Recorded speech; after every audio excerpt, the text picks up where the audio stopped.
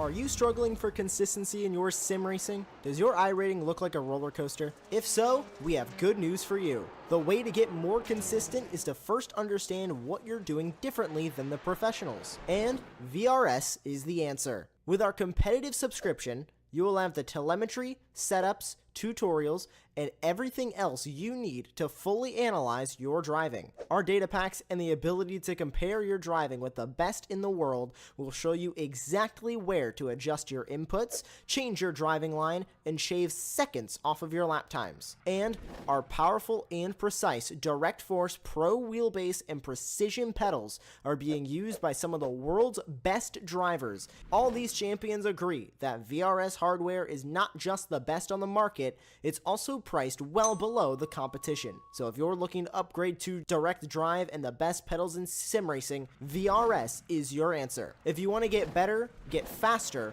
and make it happen sooner rather than later, you owe it to yourself to find out why so many people are switching to VRS. You'll be so glad that you did. Visit www.virtualracingschool.com and learn why the best use VRS.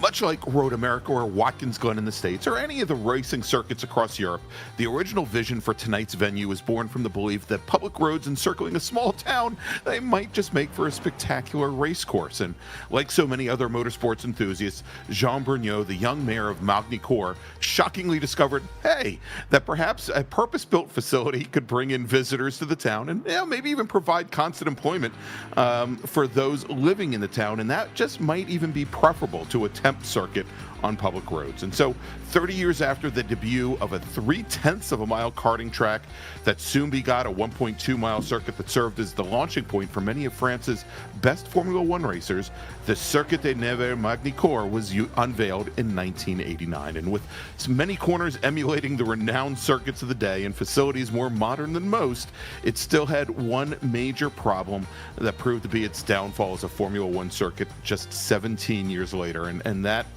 is access. But thanks to the fine folks at iRacing, getting to Magny-Cours no longer an issue, and tonight our GT4 and LMP3 racers head to this Grade 1 circuit. A wonderful circuit. Welcome to round number 5 of the Extreme Motorsports Ricmotech miniMite Sportscar Challenge here on Apex Racing TV. I'm Greg Ginsburg, and joining me in the announce booth as always is Larry Lefty McLeod, and of course, let's not forget Jonathan Grabowski, coughing his way through the evening. He'll be giving you all the best views of tonight's action. And so good evening, Larry, and welcome to Magny-Cours. Yeah, I wonder if the ice cream here is as good as it is at Watkins Glen for one of those little city towns that decides to put a track in the middle of But they might have better crepes. You never know. They may have better crepes, perhaps a little bit of actual French wine. But no, it's good to be back at Magny-Cours. It's been a season or 2 or 3 since we've had any of a Ricmotech. We were here once, I think. We were here once in February of 2023. Yeah. So it's been a couple years. It is good to be back here. It's a very interesting circuit, a relatively flat place, but I think for the way we operate here in these in the miniMite series, and I think this is actually a pretty good track for a couple of sprint races. This could be a lot of fun.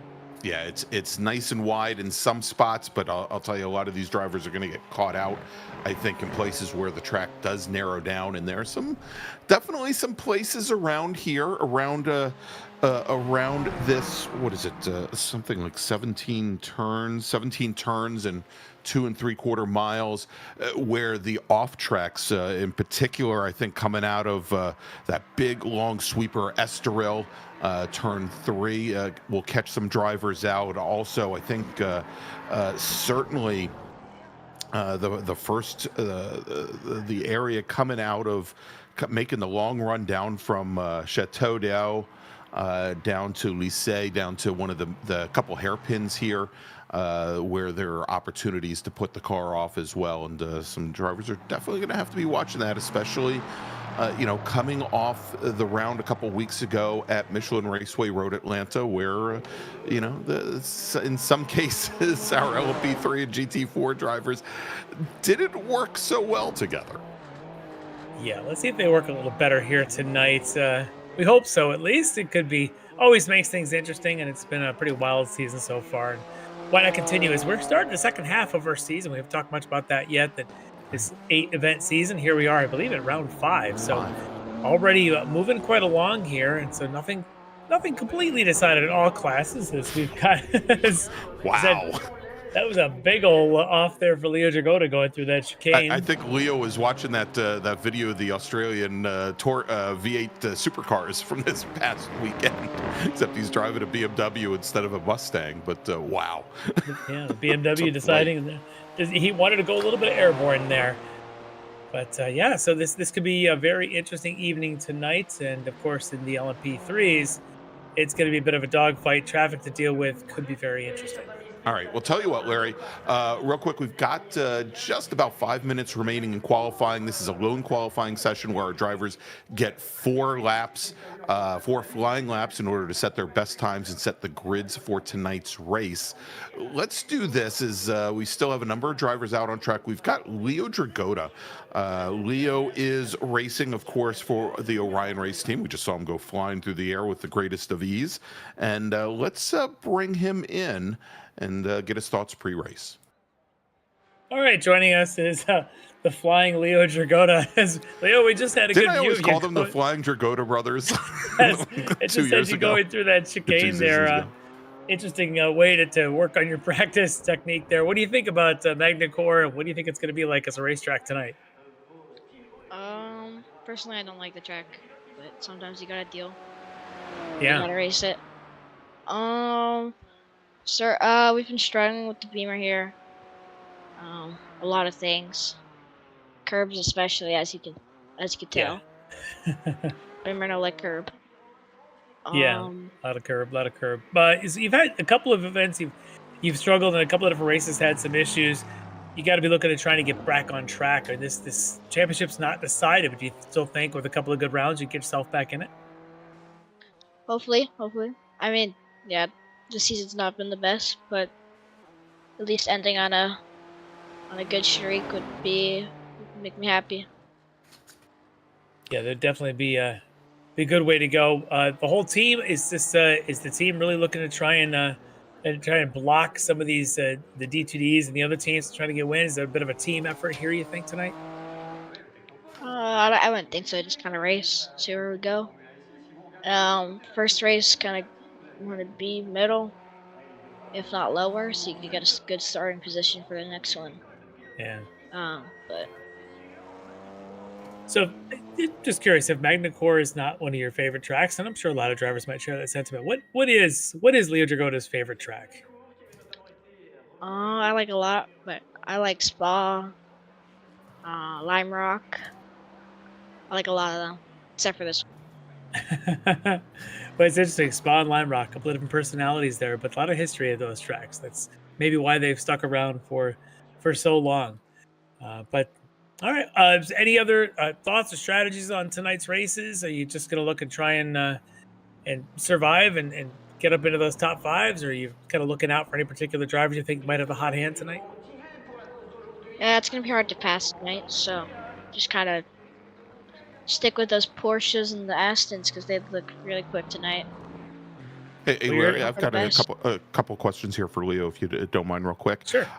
So I know 2 weeks ago you weren't able to make it, and obviously that's put you on the back foot in the championship here. That was due to equipment issues. Is that correct? That was the first. That was 4 weeks ago. Was it 4 weeks ago? Now Yeah, I was here. I was here at Red Atlanta last week. Oh, you were at 2 weeks ago. Rhode. Okay, but I understand that you had some injuries from a kart race that affect. We know you didn't race last week in the World Challenge. Or you did? How you feeling? Oh, I feel better. I feel better. Okay. Thank you for asking. Yeah, absolutely. And I guess the final question is there. How do you feel with your former teammate, your brother? I think he's leading the AM Championship this season, and I think if we looked at the finishing orders, he's I think sitting like second out of all the GT4 cars after 4 rounds. Yeah, he's cooking. I don't. He definitely belongs in pro. Just gonna say that. But You worried, kind of like a Red Bull thing, that you might lose your seat at Orion to your brother? Well, if we get the chance, we'll pressure him to Yeah. make sure he jumps up to pro next season. That's I'm it. sure I'm having a Checo season though. So maybe. All right. Well, Leo, it's been good. I appreciate you jumping in here prior to the race. And anybody you want to mention, any thanks you want to give here before we send you off to the grid? Ryan, Huffy, Lucas, you guys for the broadcast. Everybody at the league. Yeah, that's pretty much it. And my parents. Of course. All right. Well, good luck tonight, and maybe we'll get a chance to talk to you at the end of it.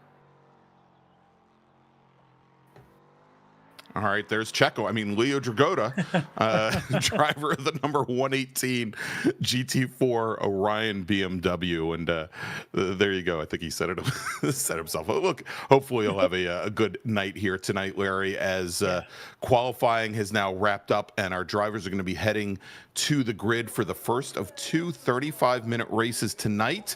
As we always do here in the miniMite Sports Car Challenge, we are going to do a field inversion after the first race. The top 50%, top half of the LMP3 drivers will be inverted, which is going to be pretty easy for us to figure out since there are only 4 of them here this evening.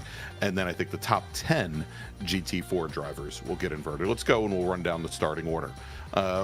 Larry, why don't you take the LMP3s and the top half of the GT4s, and I'll pick up the rear. All right, sounds good. So on the pole tonight for the LMP3s from Aerokinetics is going to be Tyler King at 134.4. Alongside of Tyler on the outside of front row from Phantom Power Racing, Josh Vidal. On the second row on the inside, it's going to be Sector 5 Racing's Jim Pfeiffer, and he'll be alongside Adam Johnson from The Wrong Stuff. That gets us to the front of our GT4 field. Again, split start. These guys will be just a little bit further back after the LMP3s. But on the pole tonight from Sector 5 Racing in that Porsche, it's going to be Brian Bennett. Alongside him, we just talked to him, Orion Racing's Leo Dragota. On the second row, it's going to be Eric Violette on the inside from D2D Sim Racing, alongside Leo's teammate from Orion, Mike Dam. Row 3 on the inside from Eagle Beavers, it's going to be Alex Brown on the outside. We've got your fastest AM driver, Lucas Dragota. All right, and then Larry, we pick up the cause here with Jeff Jacobs and Travis Schwenke. They are going to be making up, row number 5. Then we've got David Klimovich and Robert Schwenkler. Tom Jenkins and Chris Thorman, Chuck Labano and Dan Carrillo, Chad Sebring, and Robert Hartley. Hartley starting 11th in pro. And then we've got Andre Wedderburn with John Sterling starting right next to him. Neil Weston and Dale Maxwell, Chris Klimovich and John Casey, Leo Mora and Stephen May, Brian Steele and Russ Ruddick. And then rounding out the field, rounding out a 17-car GT4, 17-car GT4 AM field, Steven Stinson and Greg Brockway.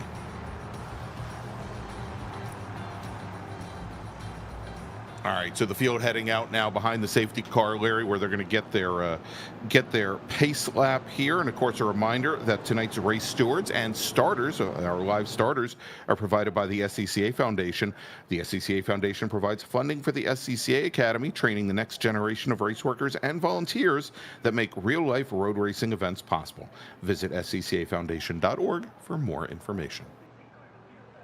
A couple names not here tonight from the LMP3 group. No Bobby Childs tonight. Yeah.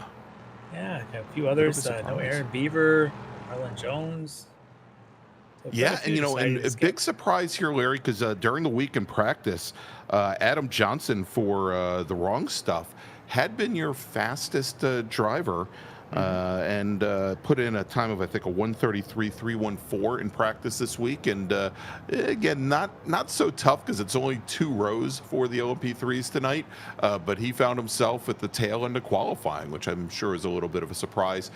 Tyler King was your obviously was your pole sitter, and King currently leading the championship, coming off of double wins at Road Atlanta 2 weeks ago.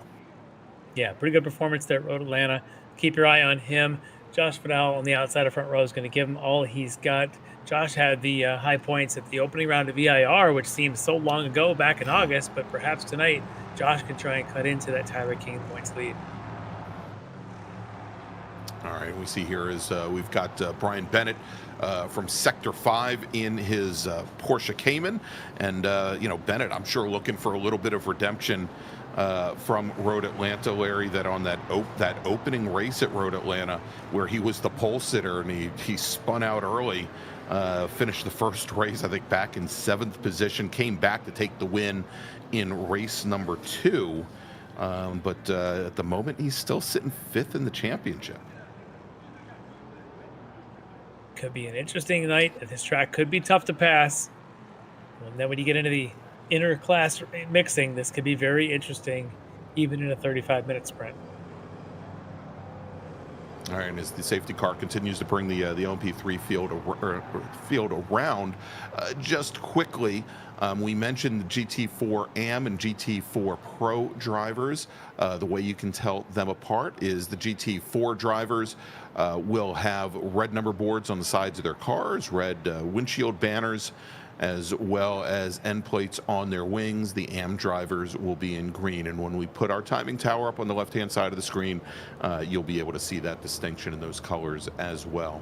Of course, the LMP3 racers in orange as our LMP3 field makes their way into the final chicane, turns 16 and 17, and into the start zone as they await the command from our starter, and the green flag is in the air. And we're racing once again here in the miniMite Sports Car Challenge as our pole sitter, Tyler King, leads the field down in the turn 1. Vidal sits in second, Pfeiffer and Johnson as they come through that very difficult sweeper for the very first time, Larry, over at turn 3, as our GT4 racers coming out onto the front straight, awaiting the start command, and they get the green flag, and they are now underway as well, and getting a real good jump from the outside lane there.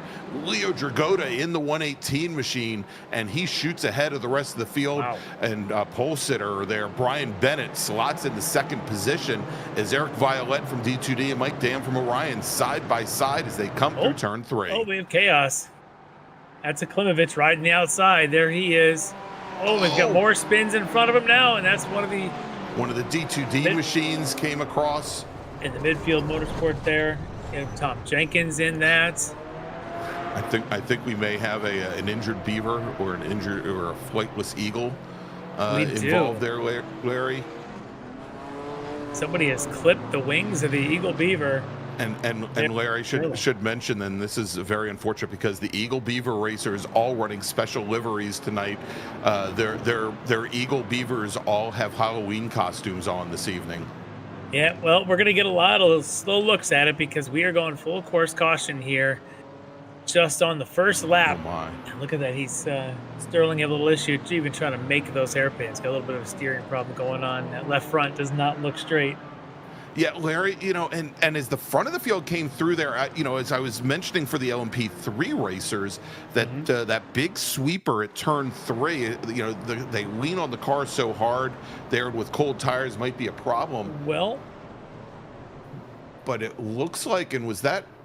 It was Lucas Dragotta. That's Lucas Dragotta, and it looked like he went around, and I think he might have gotten a tap to go around. Let's take a look and see if we can pick it up maybe once again, because I think Jeff Jacobs might have given him a little bit of a tap. Perhaps, yeah. We'll catch that replay in a second. Here we go. Here's the opening. There's Dragotta with on the outside is that Eagle Beaver entry, but I don't know if he did or he lost it.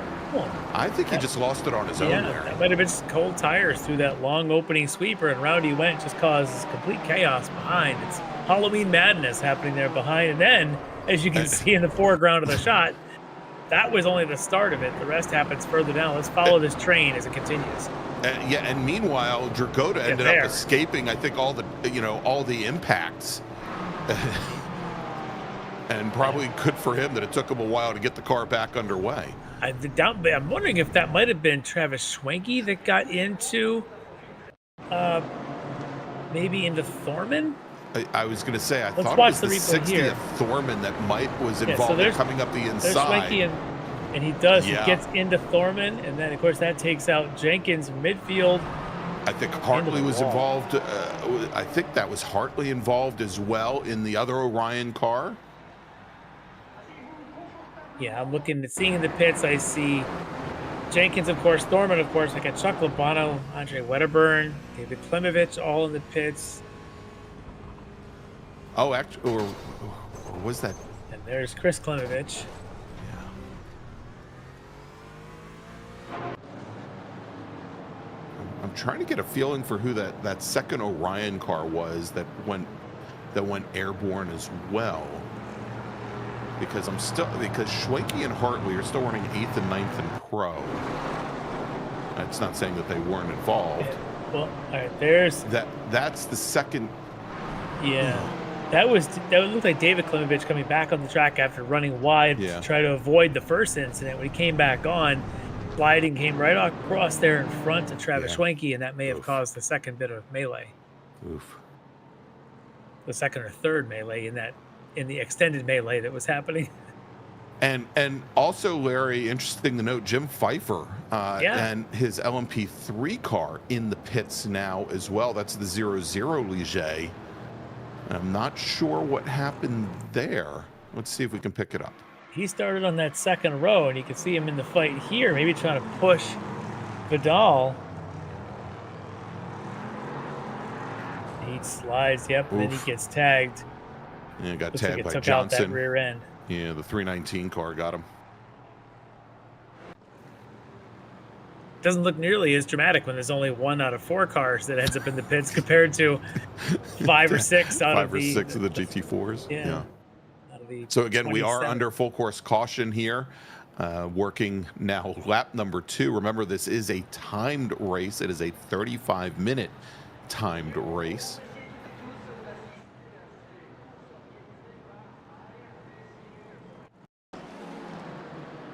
Another quick look at this. So there's Dragotta alongside of Sterling. Yeah, he just lost the rear. There's the slide by himself, and there goes, looks like probably Schwenke passed him. And I'm sure everybody was thinking, whew, as they all got by Dragotta without any kind of incident, and then the next corner down, all mayhem breaks loose. So what's interesting is that they all avoided successfully Lucas Dragotta. Right. Nobody touched him, so his car is great. So let's take a look at this replay. So look further down here, as there's the second set of impacts. That was there's Neil Weston right in the middle of it, of course. Oof. And that looked like Chuck Labano was that one Mercedes that was in there. That was Labano's. So yeah, a lot of mayhem there on that lap. That was hectic. But by the time we go green again, we're going to be probably somewhere around that 9-minute mark, leaving us about 25 minutes or so of green flag, we hope. All right, so Larry, I think this might be as good a time as any, as the lights are still on in the pace car. and we'll have at least one more lap, I think, under caution here. Let's quickly take a look at the point standings where we are after 4 rounds.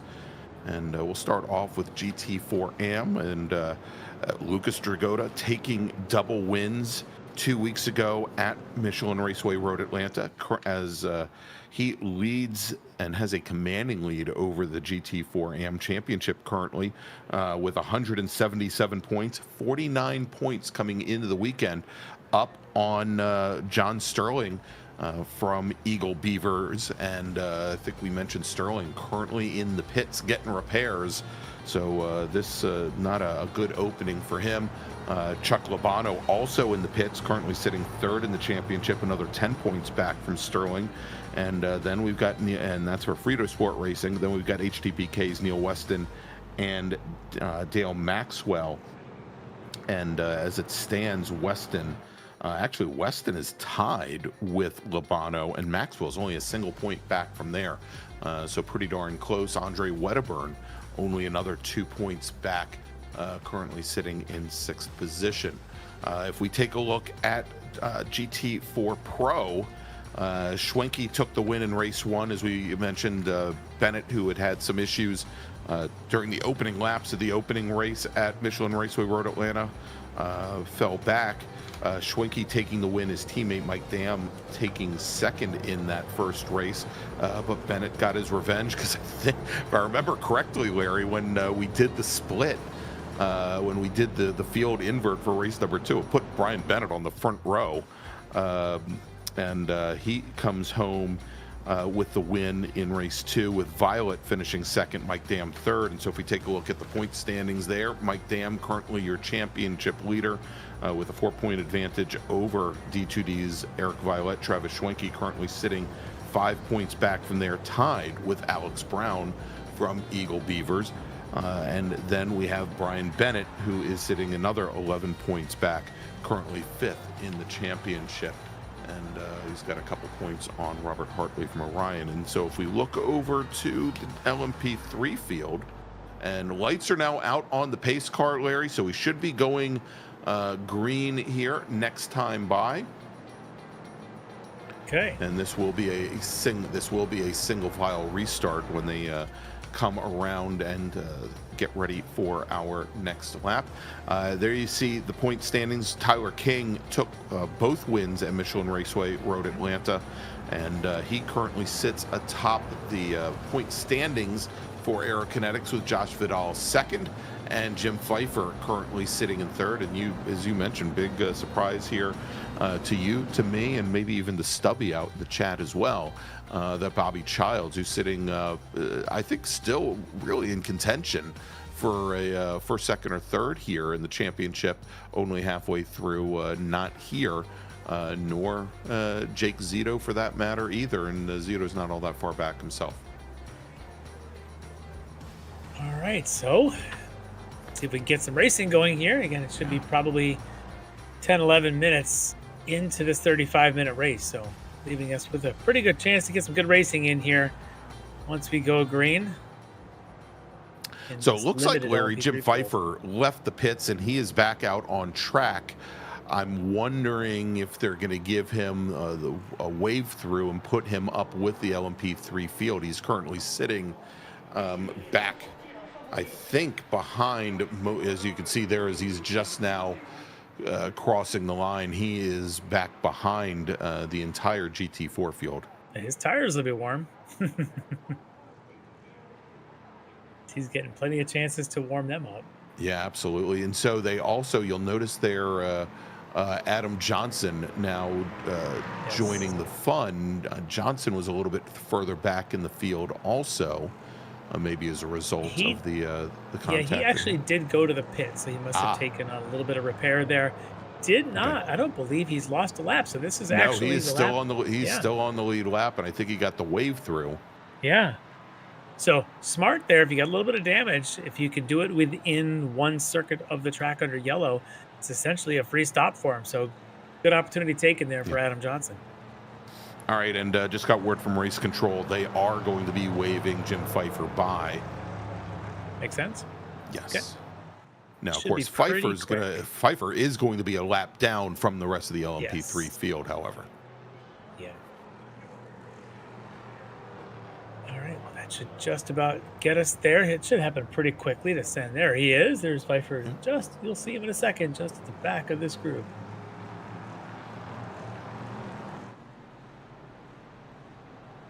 Yes, he's making he's making his way through now. Yep. Okay. All right, and the GT4 drivers have started to give themselves a gap. This again will be a single file restart. And again, that's the start zone when drivers can start accelerating about as they come out of this chicane, when they're even with the pit building on your right here, as the green flag is now given, and we are back to racing here at Magny-Cours. The GT4 racers coming through the chicane now, and there we go. Tyler King holding off Josh Vidal here early on. And Larry, I guess that given the number of laps under caution, these racers probably need to be looking after those tires once again. Yeah, good start there for Vidal to try and stick with King to the first couple of corners, but here at the GT4 start, that whole first two there of the Orion team, Leo Jagoda and Mike Dam, just ahead of Eric Violette.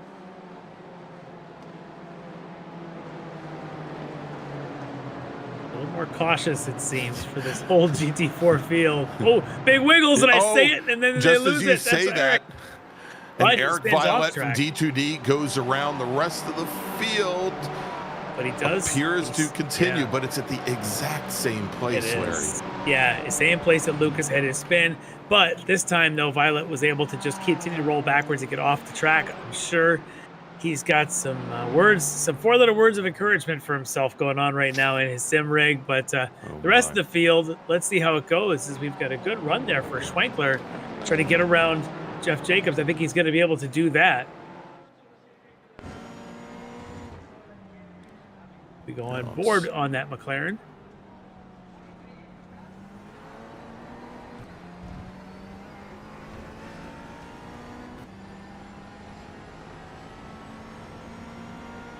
Well, we heard Leo tell us that the BMWs are a bit of a struggle at times, and apparently perhaps the Aston Martin might also be a bit of a struggle here early, and maybe even the Mercedes, but this McLaren looks pretty racy.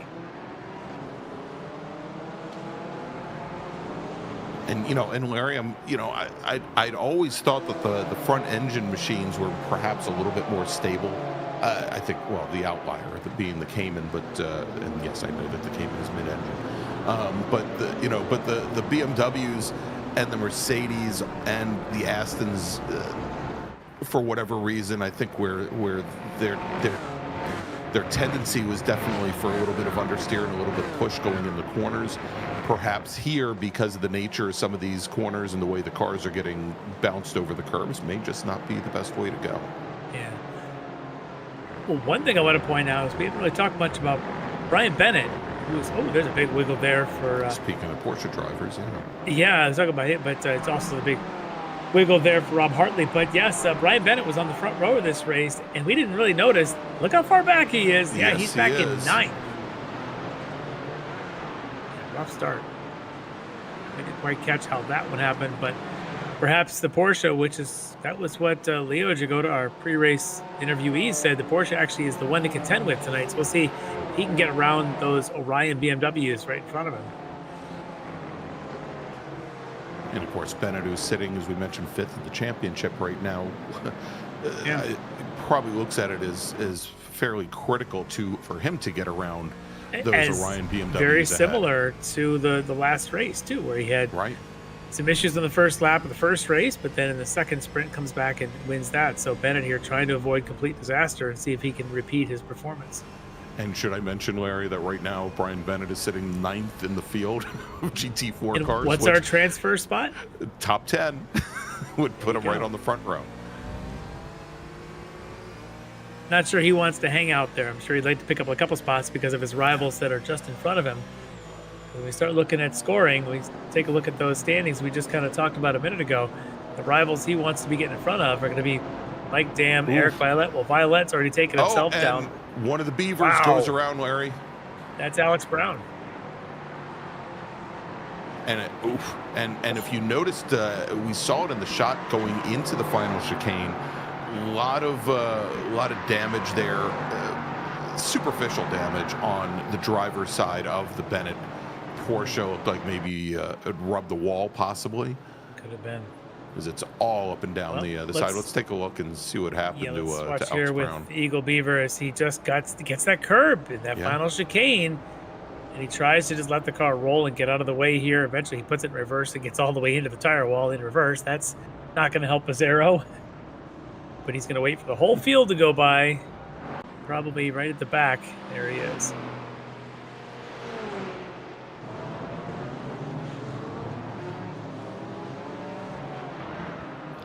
And that last chicane, Larry, may be a point of emphasis, or one for at least for us to be watching here tonight. And talking to Eric Violet before tonight's race, he said that in particular saw a lot of Porsches not handling the curbing there very well. And obviously not a Porsche that we just saw go around, but a lot of machines not dealing with it well. Well, speaking of Porsches, this is Brian Steele trying to make his way around Leo Mora. Mora, of course, in the Eagle Beaver entering the Aston Martin. But look at that Porsche all over the back. Leo Mora right now putting the pressure on. Would love to make some kind of action here. Maybe try and make his way around. As we look now back at Brian Steele. Looking at the back of Mora's Aston Martin. Deal right there. Gets a pretty good run through that chicane. It's just not a long enough straightaway to do anything with it.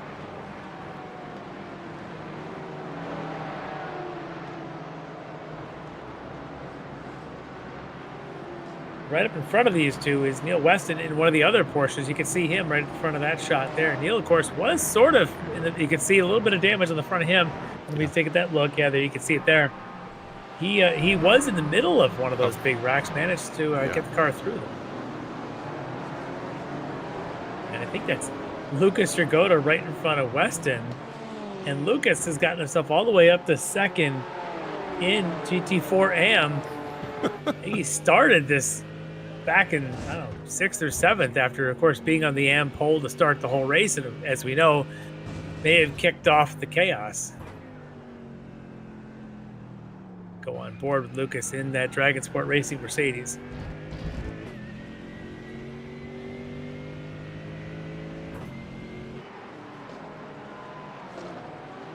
Oh, my. Yeah, lots of curb. Carrito, the Porsche amongst the BMWs here. So it's BMW, Porsche, BMW, Porsche. Guess what? BMW. And then guess what? Porsche. Another Porsche. Oh, Jacobs running a little wide there. That might be an opportunity for Carrito. Gets a better run onto the front straight. Not sure he's got enough, though. The BMW looks like it puts the power down pretty well, even if it struggles over the curbs. Well, and if you remember, we saw this at Road Atlanta, Larry, where the BMWs seem to have a little bit more top end than almost every other GT4 car in the field. As they, even before they started heading down the hill into that heavy braking zone at the end of the back straight there, that they were starting to inch away from some of these other racers. Now, I don't, other than, I guess, the run out of 3, where obviously it's pretty darn critical that you carry a lot of speed here because you're pretty much on a straightaway all the way down to the hairpin over at Adelaide at turn 5. Not a lot of opportunities for a high RPM running for the BMWs, except for that one.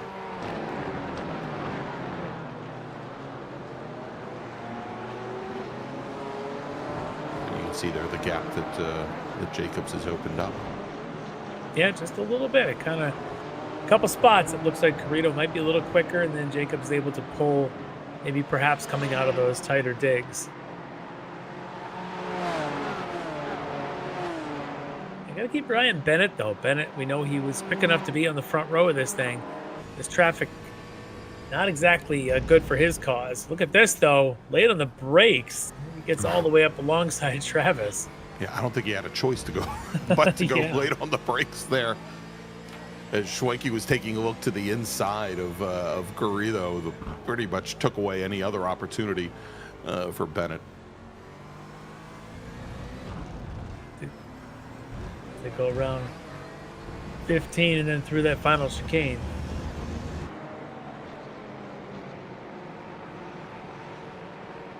It looks like Lucas has dispatched of Dale Maxwell, so Lucas Dragotta now to the top spot in GT4 AM.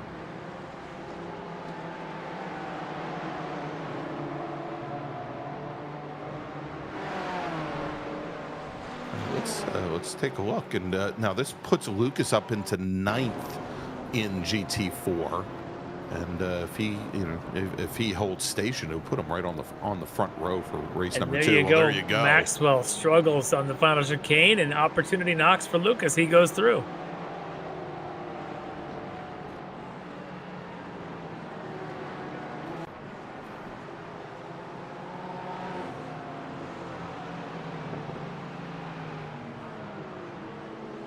It's like Jeff Jacobs able to pull a couple of car lengths through this part of the track. And then somewhere about here, as we get to the last sector, really is where When it things seems start to Carritos- tighten up. Yeah, Carritos maybe got an advantage in this final Yeah, sector. you've got that sharp right-hander at turn 15. You've got the obviously the chicane that leads you onto the front straight there, and that last section is where everybody else starts to close All right, back well, up on Jacobs. While we look out the back of Carrito at the front of Travis Schwenke's, we've got a penalty coming to Travis Schwenke for contact earlier with the 60 of Chris Thorman on that opening lap, and they are going to give a 5-second post-race penalty to Travis Schwenke. While his teammate Rob Hartley is not able to get around Brian Bennett, but so for Schwenke, right in the middle of this, that's going to cost him a couple of positions. The longer this stays a tight bunch, the more positions he's going to lose.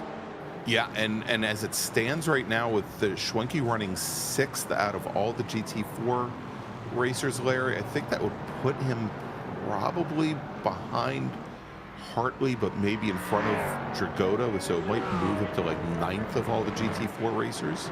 5 seconds, maybe. I'm looking at 5 seconds, thinking he might be behind Lucas and maybe even behind Dale Maxwell at this point. Yeah. Well, and that could change. He would want to be, and should we also mention that Maxwell's made up 11 positions since the start here. Yeah. You know, even with all the mayhem ahead of him, he is our hard charger so far. If at the moment, if Schwenke ends up getting slotted between Dragotta and Maxwell, that would put Schwenke on the pole for race number 2. Right now, Maxwell is in the at that final spot on the invert. While our LMP3 leaders make their way through this field, as you can see, they just kind of went on by there. But at the front of the field, Leo Dragotta, Mike Dam have actually started to pull away a little bit. They're about that 3 seconds or so ahead of Rob Schwenkler.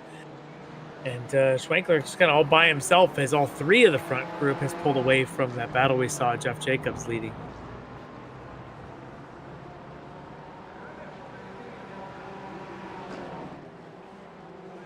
For a guy that says he doesn't like this track very much, he seems to be doing okay with it. But as I say that, he finds a little gravel there. Maybe that's the approved line if you're in one of these Orion BMWs. Well, it definitely allows him to open up the corner a little bit. I think the big issue here at Magny-Cours, at least as far as iRacing is concerned, is if you end up moving a little bit too far to the inside on either of those apex curbs, either the first one or the second one going through 16 or 17. Oh, this is going to be tight now as Vidal's trying to make his way through the field here of GT4s. He gets past Bennett, get past Hartley. And you can see the rear end of Bennett's Porsche step out. Yeah.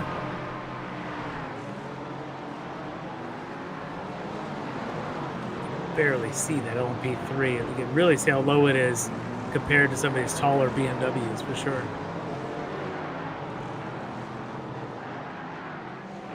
Lucas Dragotta now right at the back of Brian Bennett.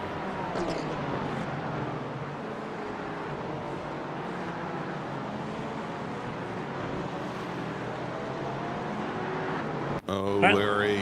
Yep, let's take a look what happened to David Klimovich. We saw earlier some issues that he had. You can see that car has already had some damage at this point, and that damage leads to Oh! a bigger issue, a full Klim Oh. roll going on there. And Larry, it looked like he was maybe trying to leave the door open at turn 15, at least say pin, and wow.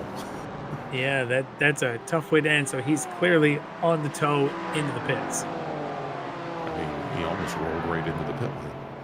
Just about did.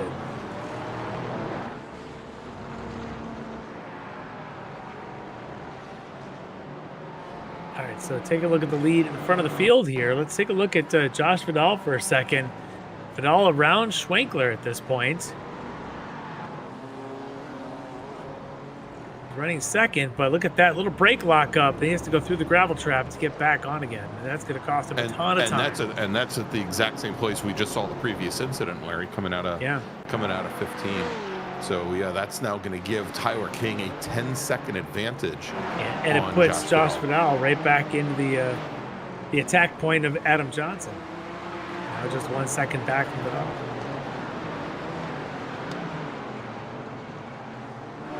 Hairpins. So much chaos in these hairpins.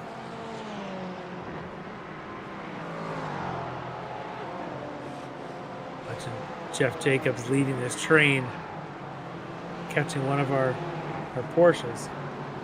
Yeah, and I think that was that the other Klimovich? Is that Chris Klimovich? I think that's It is. I think that is. And we'll see here. You notice how Klimovich is pulling over. I think Klimovich got a slowdown penalty. Oh, no, I think he's letting the field by. Yeah, possible. You think he might have caught himself a penalty back there? I think so, because he went all the way to the inside of the curbing over there. No. He is a lapped car. He's currently working lap 11 while the rest of the field's working 13. So he does need to kind of yield a little bit here as he's not yielding yet. Dan Carrito probably not happy with it. Carrito finally able to make the move. As a big two-wheel bicycle there for Rob Hartley. Oh, that car's so lively tonight.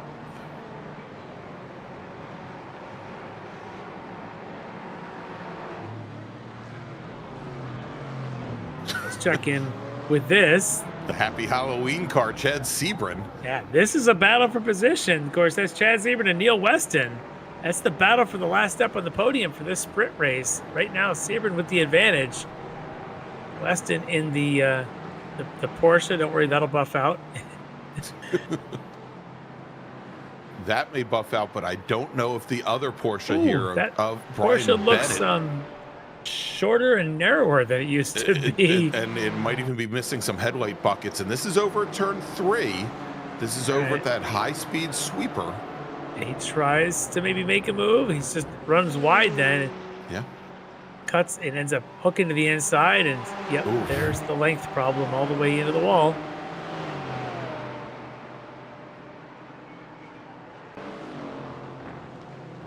Well, he's going to continue. Right now, though, he would not make the transfer engine in the back of the car, I guess. Yeah. Well, he would not make the transfer spot. Right now, he's running, I believe it's, if I got this right, 11th in the GT4 field. Yes. Meanwhile, it looks like Carrito really now wants to get a run and may have finally gotten it to get around Jacobs. Yeah, Jacobs, it looks like he pushed a little wide. Yeah. But that BMW, as you said, maybe the legs are just right. Look at Carrito underneath it. He's almost in the trunk.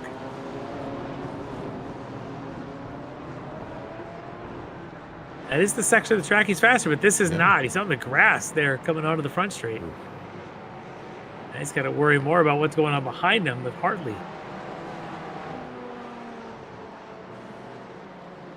Again, we know Travis Schwenke's going to get that 5-second post-race penalty. He's right in front of this group, so it's in his best interest to skedaddle and find 5 seconds. Yeah, he's got clear air, and he's only got 4 minutes to do it. At this point, he would slot in ahead of Maxwell. And So that would slot him into So ninth. Yeah. Okay. Well, he can still maybe pick up a little bit of time, but if Carrito continues to push on the back of Jeff Jacobs, they could fade a little bit, and that would, of course, help Travis Schwenke. Meanwhile, Schwenke's teammates out in front, they're starting to race. Leo Jagoda continues to lead over Mike Dam. Yeah, and with 3 minutes remaining now, Larry, I guess this is time. The gloves have come off. Mike Dam now. Maybe, perhaps we'll find out if he likes to race in the country of France. I don't know if, as a Canadian, if he also speaks much French, but he may be enjoying this track a little more than Leo says he does. Although Leo in the lead tells me he doesn't hate it.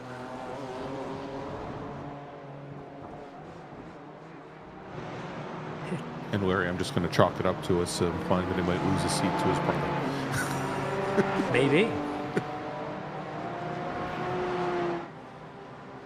All right, so here we are, 32 and a half minutes, probably 2 laps to go, I would guess.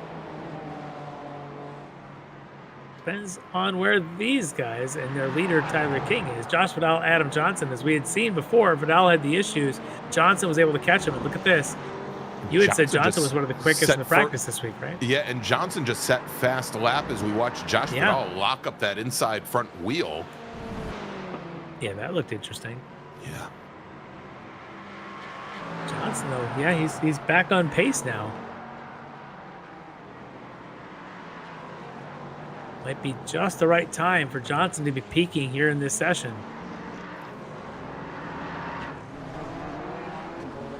Oh, well, checking back in with Schwenke. His 5-second penalty post race may have come a little early for him as he's dropped back a little bit.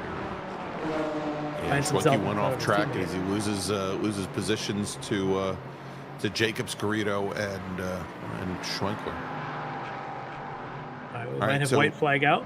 Yeah, I was just going to say, I think we should be, as we've got about 1:15 left on the clock, should be working last lap now, as these racers had been, as we mentioned, turning, had been in practice. And here's the interesting thing, Larry, is fastest lap that we've seen so far tonight in LMP3, pardon me. Oh, as Bennett goes off once again. The adventures of Ryan Bennett. Oof. He manages to That's not like a flip Charles the car. Leclerc recovery there from Mexico this past weekend. But Johnson was running a low 33 in practice.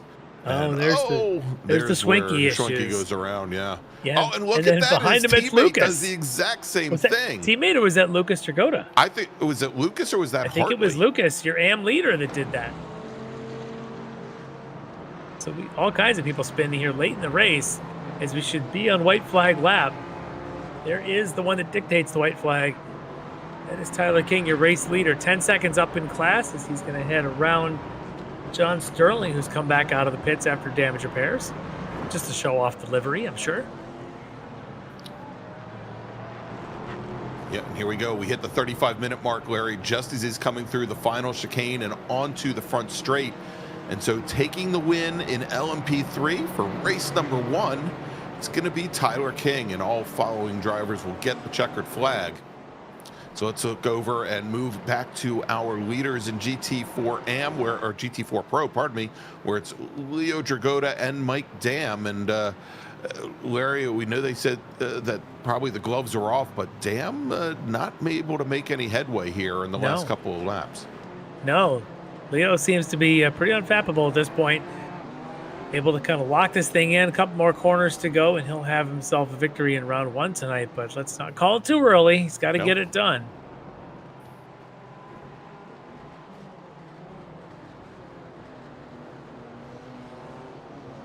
The youth on this team may be coming through to get victory here tonight in round 1. Leo Dragotta taking the GT4 Pro victory. And with Mike Dam finishing in second.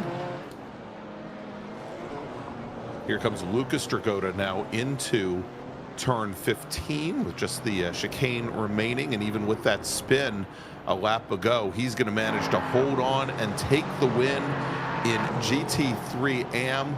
Just a couple of, about a second ahead of his main competitor here, Dale Maxwell. Pardon me, about 4.5 seconds back is Dale Maxwell in the number 111 Porsche.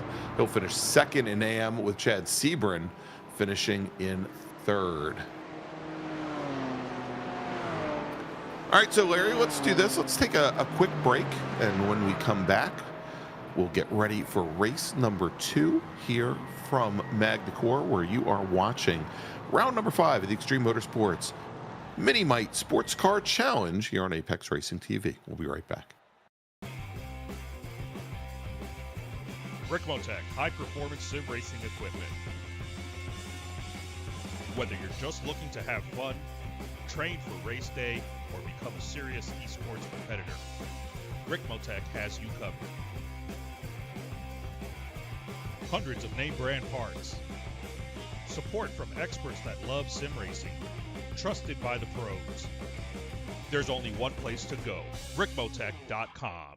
The SCCA Foundation is a 501c3 organization serving as the charitable arm of the Sports Car Club of America. One of the programs partially funded by the foundation is the SCCA Academy, an online learning management system used to keep real-life racing track officials up to date on the highest standards of race safety and officiating. Through this program, the SCCA Foundation is supporting the future of the best trained corner workers and event officials in motorsport. You can support these efforts at www.sccafoundation.org.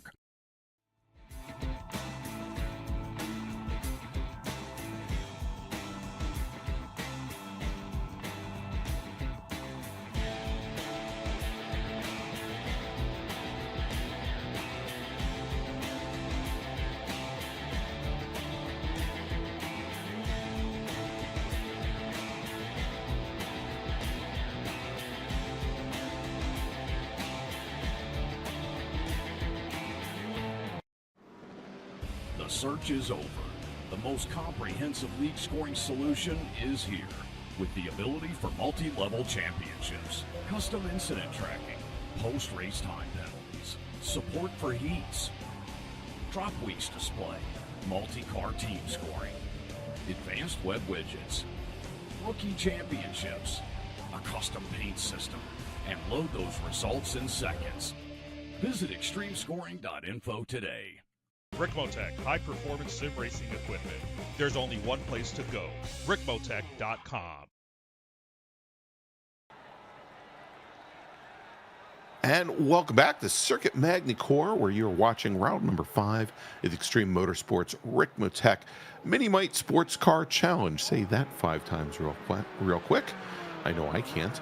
And I'm Greg Ginsburg, alongside Larry Lefty McLeod. We got Jonathan Grabowski in the booth here this evening. And John, can we throw up the results from race number 1?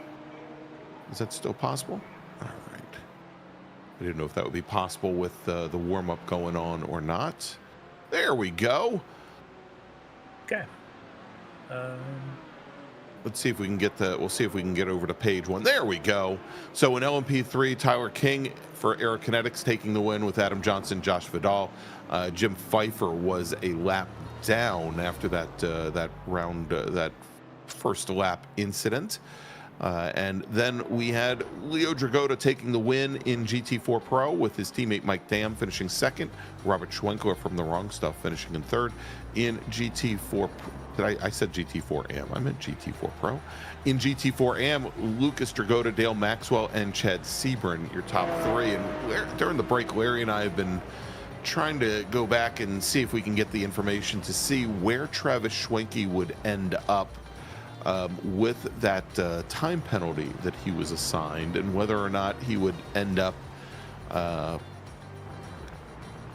given the penalty between Lucas Dragotta and Dale Maxwell, or if he would fall behind Maxwell, because Larry, we think that at the moment that Dale Maxwell, it being the 10th racer in GT4, would have been on pole.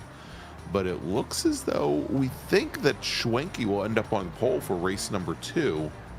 Possible, yeah. On it's the going to penalty. depend on that time delta, where that penalty puts him. So somewhere either, at this point, probably either Schwenke or Maxwell should be the one on that position. But we'll see how that goes. What we do know is that this could actually be good for Lucas Dragota. We flashed back 35 minutes ago. Sure. Lucas Dragota thought his race was over when he spins all by himself and the field goes by, not realizing that 5 seconds later there would be mayhem and a full course make up yellow. like 10 spots. and then he ends up having another smaller spin in the race and still wins the AM class. Shows you how fast he really was in that field. But so we'll see where that ends up. If he can take that momentum and figure out that first couple of corners on cold tires, if he can do that, Lucas has a good shot to potentially even win the second race because he'll be near the front row, if not on it. All right, Larry, so as our warm-up is finishing here, we're going to have our drivers starting to grid up in just a moment. Want to quickly let everybody know about what we have coming up across our different Ricmotech series over the next couple of weeks. Next Monday night, November 4th, Ricmotech World Challenge will be a little bit west of here. We'll be at Silverstone for a 75-minute battle. In 2 weeks, this miniMite Sportscar Challenge will be at Suzuka. Again, twin 35-minute races. And then on November 18th, so 3 weeks from now, the World Challenge will be at Sebring for one of its 90-minute endurance races. All right, so as the safety car here, Larry, will start to head out on its pace lap, and when it does, lonely. it's going to be time for the conga line here, as our racers are going to do their invert and their split, because it's not something that iRacing is doing for them. They're getting pretty good at it, though. They have an idea. I'm already hearing the chatter of the stewards guiding the field where they need to go. Well, we know it'll be fairly easy certainly LMP3s. For the LMP3 racers, because it's only supposed to be a 50, the top 50% of the field is inverted. And so what that will do is, I think that will swap the front row. Yes. I think that will put Adam Johnson on pole, and it will move Tyler King to in the field. The field just parts like the Red Sea as everyone goes to the side and waits for the calls of who goes to the front row. Call me again, Moses. We'll see if it's Travis Schwenke or if it's Dill Maxwell. See who it is as our pole sitter for GT4s.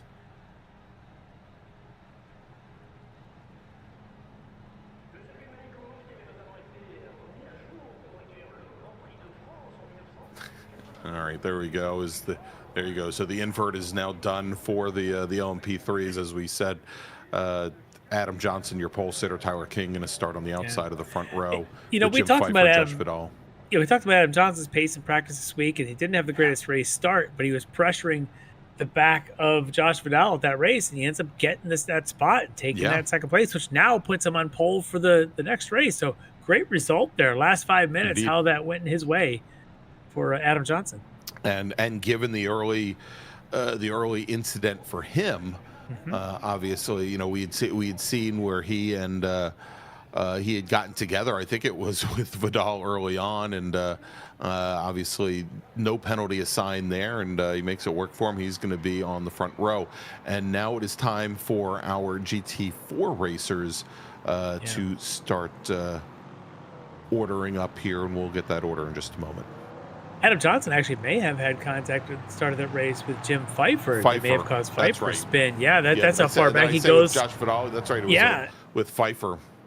Yeah, he goes from making contact and almost falls out of the race to finishing second, and now on pole for race 2. So what a turn of events for Adam Johnson. Now can Tyler King find the way to get around him, or does that push Tyler King back into the clutches of Josh Vidal, who we know is getting anxious to try and get a piece of him and trying to take him off his lofty perch? So could be a fun start here to the LMP3s. Yeah, and again, King, your current points leader, and had been coming off of many wins. I think right now, if we take a look, had 6 wins and 3 poles coming into round number 4.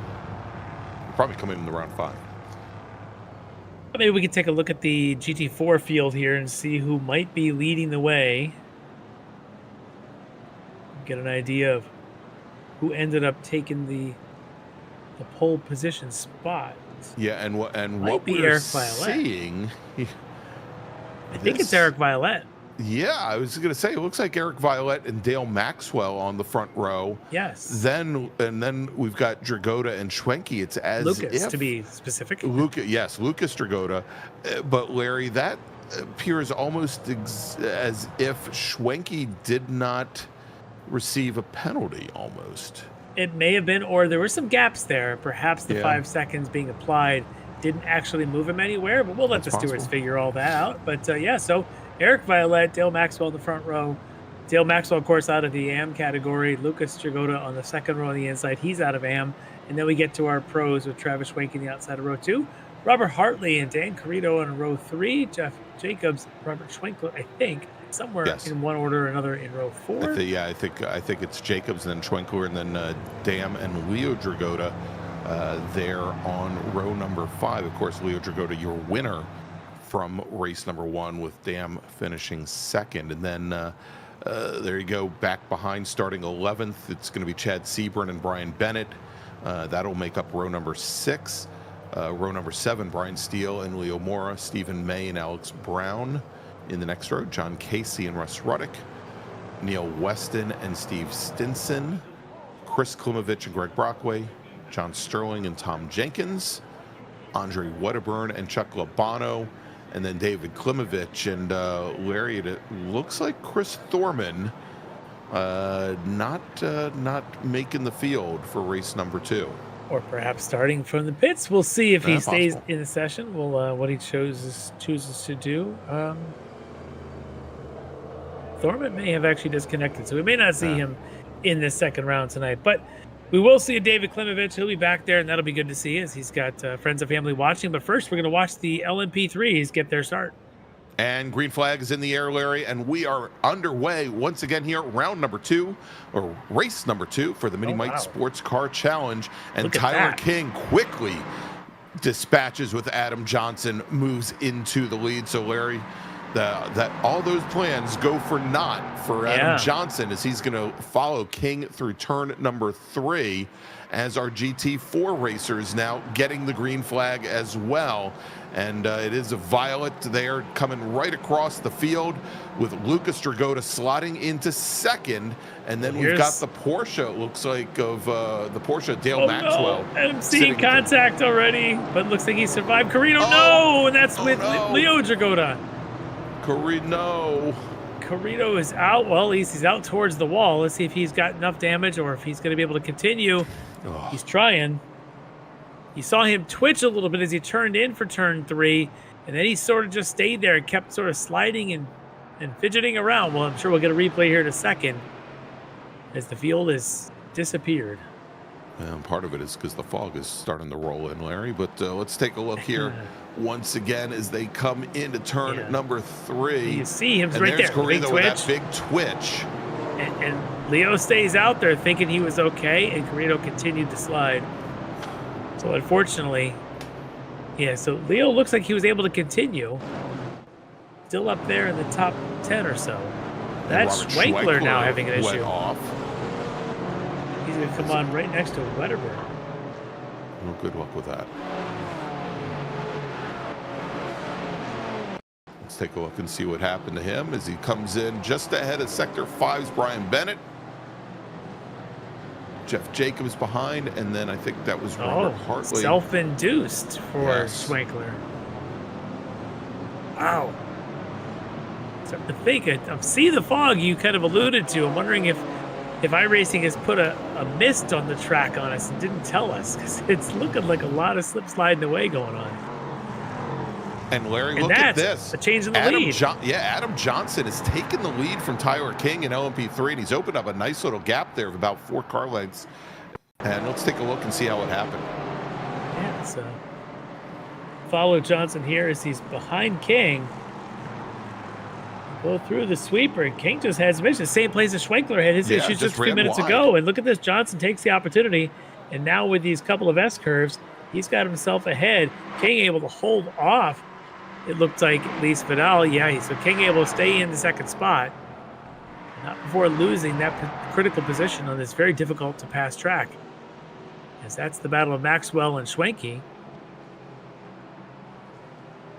Meanwhile, Eric Violet's already 2 seconds clear of the field, but this one, there's not 2 seconds between these two. They're going to go through the chicane this way. That's maybe not recommended, but they get through it. Oh. And that is the 111 of Dale Maxwell, and that was Schwenke there as well, and he's got Hartley directly behind him. This is looking like the Congo line that we had in race 1 there. There's a different BMW at the front of it now, but Maxwell instead of Carrillo, But out in front, Eric Violet and Lucas Dragotta have kind of pulled away a little bit from these guys. There they are. They find themselves teammates at this point. Maybe work together a little bit, maybe try and just get rid of the field. But look at this. This King's trying to make his way back around Johnson. Can't do it there. Johnson, can he get the power down? King's going to get a run. I don't know if he's got enough. These straightaways are not the longest. Nope. King slots in. Johnson handled the pressure now of the frankly, Tyler King's been pretty dominant this season. Johnson's going to have to really work to keep him behind him. Yeah, and the question is, Larry, how long can you play defense for and keep the tires underneath you? There's the answer, Larry, is just as I say it, the rear end of the 319 machine steps out. Yeah. And Johnson now is going to fall to the back of the field. Yeah, he was trying to then avoid sliding across what looks like probably wet grass to rejoin on the other side. He does a good job of that. Let's go on board with Adam Johnson. Comes down to this little dipsy-do chicane, and that dipsy-do is a dipsy-don't. So look at this right across.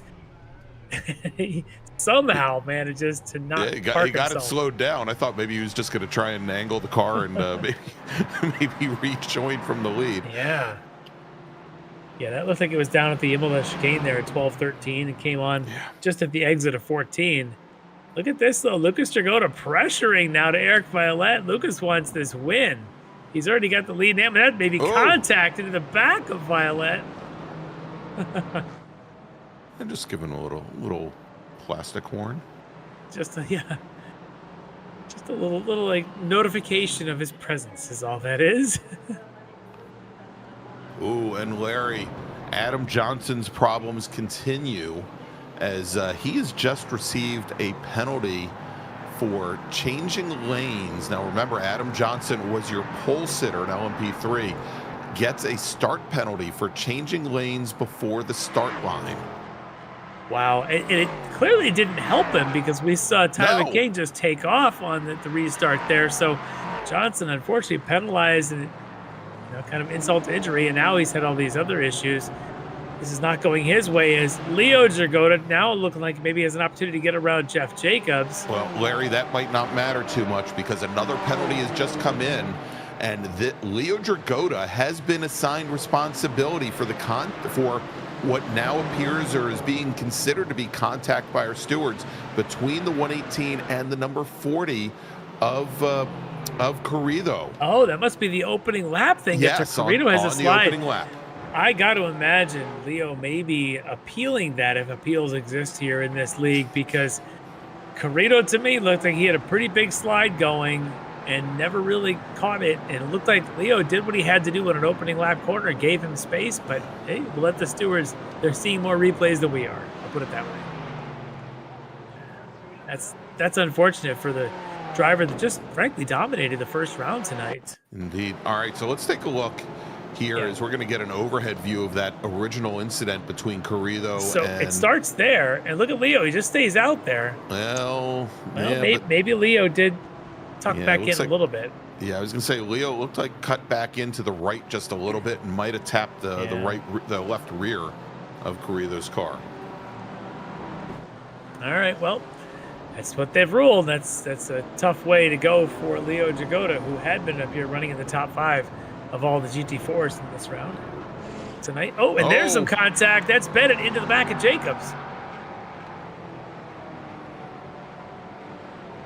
Bennett immediately pulls over driver's right. Yeah. Oof, and Jeff Jacobs pointed the wrong way. Not much he can do. Let's take another look from behind the cars. I'm starting to wonder if Bennett misjudged the exit speed. That's kind of what it looks like. He may have helped Jeff Jacobs around a little bit. Well, you know, and we had mentioned in race 1, Larry, that through coming through 15 and through the final chicane over at 16 and 17, that Jacobs had been giving up time to in that previous race to Dan Carrillo and some of the cars that were trailing him. And yeah, it's just quite possible that Bennett just didn't expect that pace through there. All right, well, Leo Dragota now has gotten his way around Maxwell. As we said, we expect the penalty to be assigned to Dragota, but right now, 3rd in Pro, 4th in the overall GT4s. Let's have about 4 seconds or so back from his teammate Travis Schwenke, running 3rd, 2nd in Pro.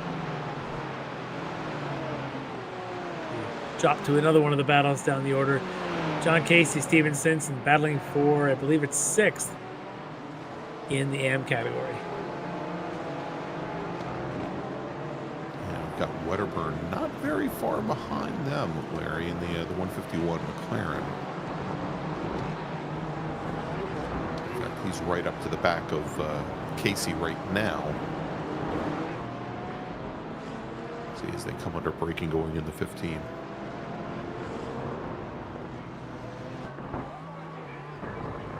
And notice that all 3 machines have started to adjust their lines, Larry, to almost to avoid the curbing there completely. Yeah, the curbing is treacherous. As we check in with David Klimovich right alongside there. Looks like he's got Russ Ruddock in that BMW. And Tyler King. King, our LMP3 leader, finding his way through. And then Chris Klimovich just a car and a half back there. So it's the Klimovich is surrounding the Russ Ruddock. As Jim Pfeiffer steps through most of the way. Let's see if there's an opportunity for Ruddock or for Chris Klimovich. Not sure he was able to get in there. I believe 10th, 11th, and 12th place in AM. Here's a fight. Alex Brown just ahead of Dale Maxwell and Brian Bennett. Oh, that's some close racing there. Yeah, right through that compression there. I love the mummy turkey head on the side of Alex I was Brown. gonna say, I'm still trying to figure out what that is. Apparently it's the Eagle Beaver, so it's the beaver head now with the mummy. I don't even know, but it's cool. I'll give him credit. It's well done here in the festive spirit of Halloween.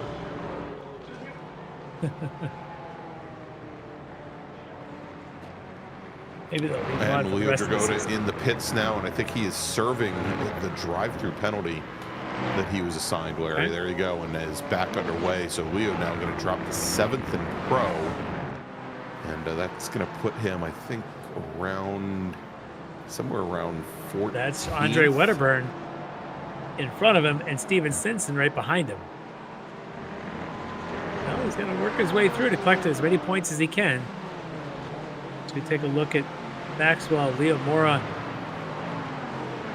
Mora going to go to the inside in contact with Bennett. Oh. Maxwell able to escape pretty quickly, but that was a pretty aggressive move there. Yeah, you saw Mora coming in deep on the inside. I don't know if he just outbraked himself, missed his braking point. Well, that's pretty late on the brakes, and Bennett's probably thinking, yeah, he would agree. Pretty late. Yeah, for a hairpin, the speeds he was carrying, I didn't think he was going to be able to get that car rotated. Larry. Well, now he finds himself alongside Josh Fidel. Josh is just trying to make his way through. Jim Pfeiffer right behind him.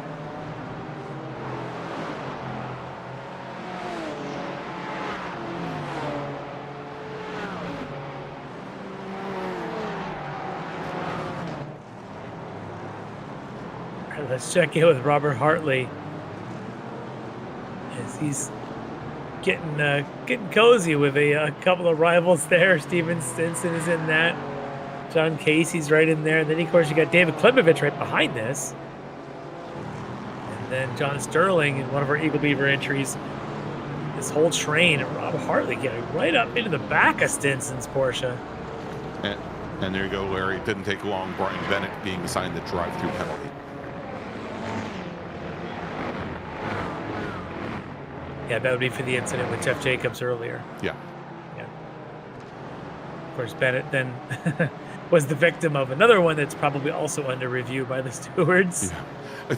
See, I saw the 161 car come up and I go, oh yeah, that's right. Other incident. Yeah. Yeah, it's been a long 20 minutes, or not even 20 minutes, 15 minutes. 13 minutes here as we continue to work here. We go on board here with David Klimovich, and he's got alongside the next to him is John Sterling as they go into the hairpin. Can he get the power down? Sterling's going to run in wide. Starting to see a little bit of F1 coda here with leaving somebody a room when you're outside. Yeah. Well, they somehow managed to make it work, Larry, without anybody being given another time penalty. As let's see, is Klimovich now ahead of Sterling and making a move up the inside on the 11 car. And Stinson might lose 2 positions in here, Larry. Yeah, good opportunity there for Sterling to try and continue that train right on by. They're going to go side by side, though, into the next tight turn. Through that chicane, Sterling able to hold the nose ahead.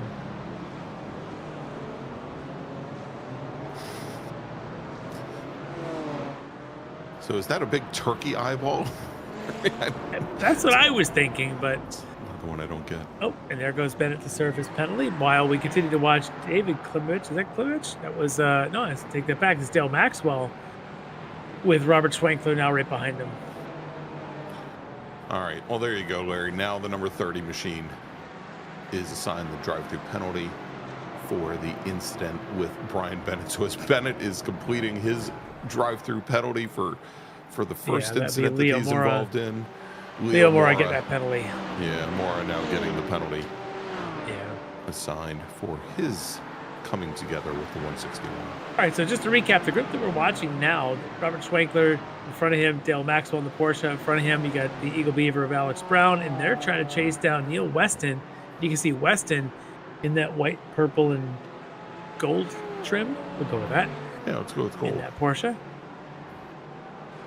And so Larry, coming down the pit lane, I'm not sure what the reasoning was, but he's still on the lead lap. Josh Vidal, and now on the pit lane. Yeah, we'll see if we can figure that one out. Yeah, it sounds like Vidal might have had a coming together with an immovable object. Right, well, Let's they're take a going to look. go on board. Jim Pfeiffer right in front of him.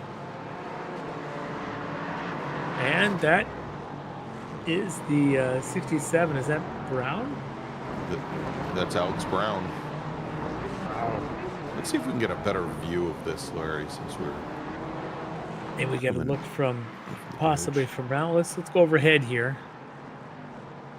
See Brown up ahead there. And Brown just loses it. Yep. Oh, yep. There you go. Happens to clip Vidal coming through, and that's going to end Vidal's night. All right, Leo Mora on the pit lane now to serve his penalty. As we jump back to the battle for the lead in GT4, it's Eric Violet, who's your pro leader. It's Lucas Dragota, who's your AM leader. Been this way since the green flag dropped. Lucas really just pressuring, trying to force Eric to use up his tires. Eric, a seasoned veteran and able to hold lines for quite a while and knows how to use track position to do it.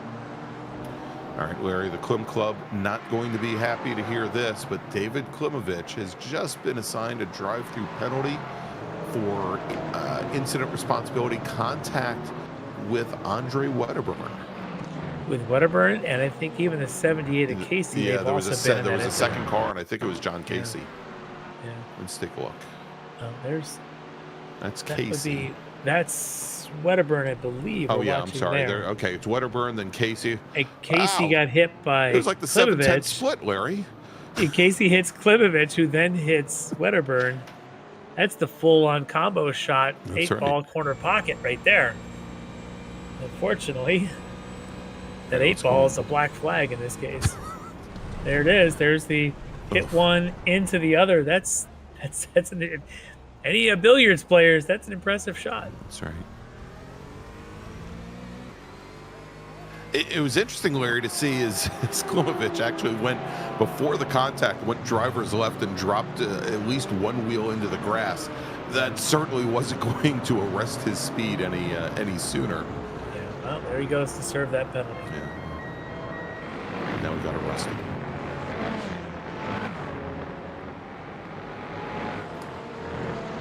Let's check in with Robert Schwenkler, who's 5th in pro right now.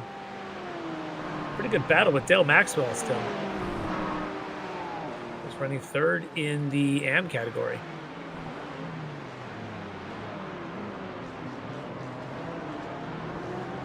Well, of course, we'd love to work a little bit here, catch up to Alex Brown and Neil Weston, because Weston is 2nd in the AM category. And you can see him at he's just ahead of Alex Brown. He's just ahead of these guys. All right, Tyler King, our overall leader, just resetting fast lap.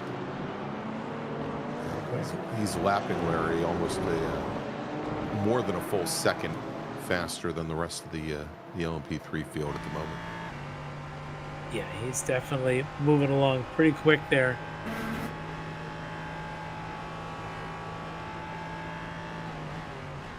Although, yeah, 134.8 is his quickest lap. I think I've got Johnson at 134. So, well, Johnson just turned it. Yes. Johnson now just comes back and turns in a 34.43, almost 0.4 of a second faster than King. Yeah, Johnson's had struggled in the opening section. He had struggled in the opening of the first round tonight. I think he did the same in the second round here tonight. But you get to this point, and oh no, that is a Chuck Labano seeing both sides of the track. Trying to avoid the unsafe rejoin. Just trying to get out of the way of the rest of the field, like Jeff Jacobs coming through here. Leo Mora. Let's see what happens to Chuck Labano. Right behind Dan Carrito. Oh, and Carrito gets into the back. I didn't see who that was. He was into the back of perhaps Brian Steele. Steele, I think. Yeah, I think it was. And when he does get in the back of Steele, that little check up causes Labano to go into drastic measures and never hit anything. No, just except a lot of grass on both sides. There he is. Back live.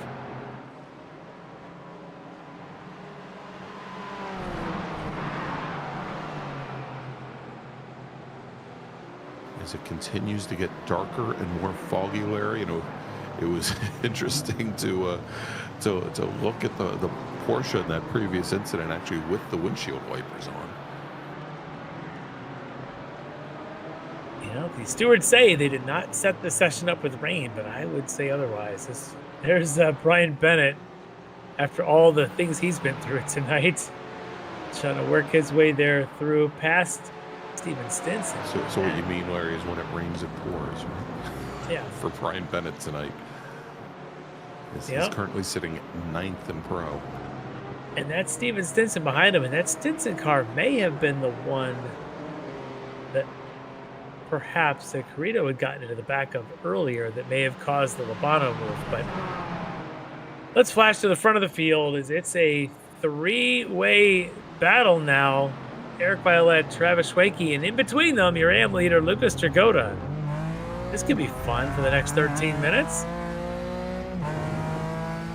We got an Aston, we got a Mercedes, we got a BMW. We have different teams represented here. Rennsport in between the D2D and the Orion. The different lines there. Very different lines. Very different lines between the BMW and the Mercedes. Yeah. And remember, Larry, in the points championship currently, although Mike Dam is currently your leader, and he is currently 4th in this race right now, there are only 4 points separating he and Eric Violette, and then Travis Schwenke only another 5 points back from there. Yeah, well, Mike Dam had the really good first race tonight, finishing in 2nd right behind his teammate Leo Jagoda, Eric Violette. One of the reasons he's up here at this point is he had to get the transfer spot because he was 10th at the end of that first race. So Violette desperately needs this good result. Lucas Jagoda, well, he managed to, despite all the drama, win the AM class in the first race.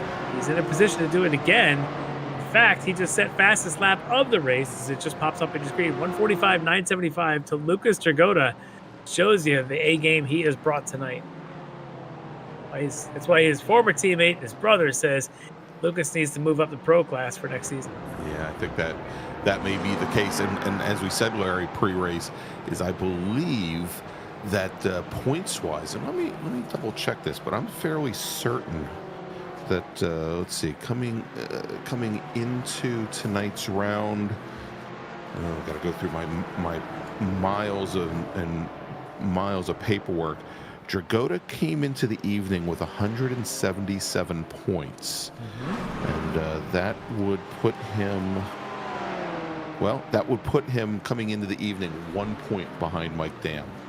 For the overall in For GT4. the overall in GT4. Yeah. Now remember that racers are assigned points in GT4. Racers are assigned points based on where they finish each race. Yep. Not necessarily in pro versus AM. Exactly.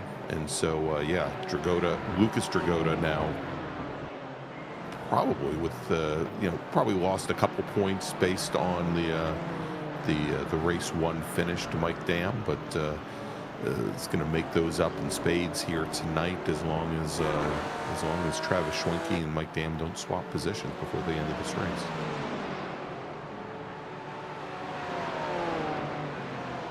Well, as we take a look at Leo Jagoda now up to the back of Dale Maxwell.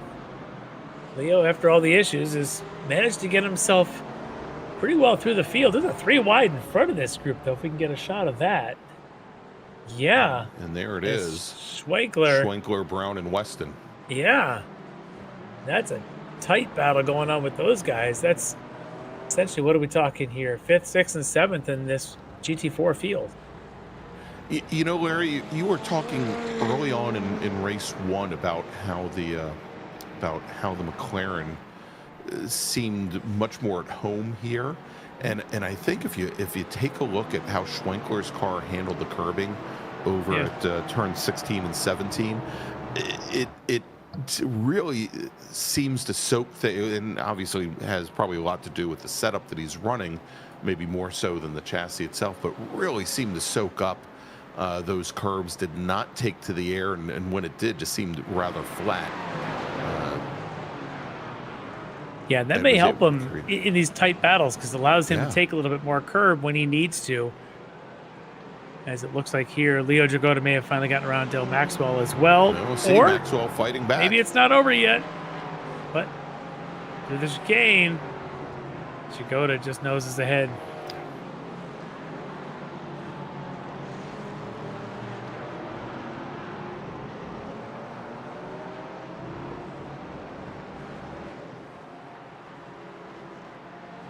Let's see here as they make the run down towards Imola and down towards that next hairpin at 14.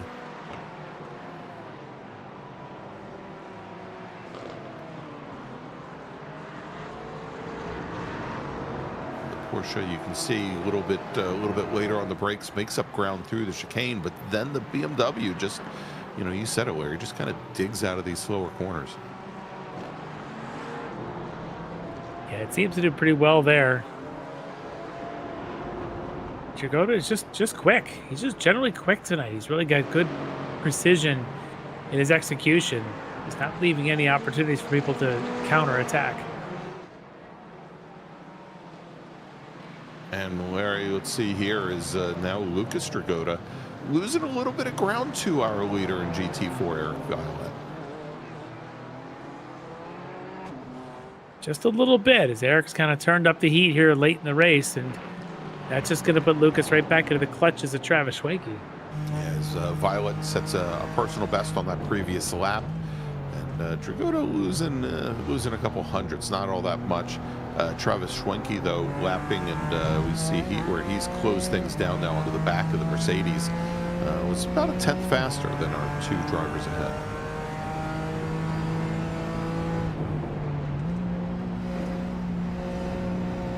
Well, we'll see if Lucas can muster something here and get a little bit closer to Violet and try to push, potentially steal a win here, but running out of chances to do it now with just a little over 6 minutes left.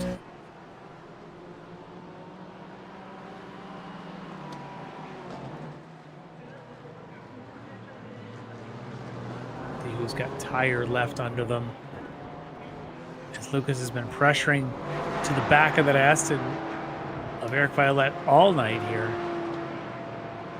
Or did possibly Travis Schwenke drive his tires off trying to catch these guys?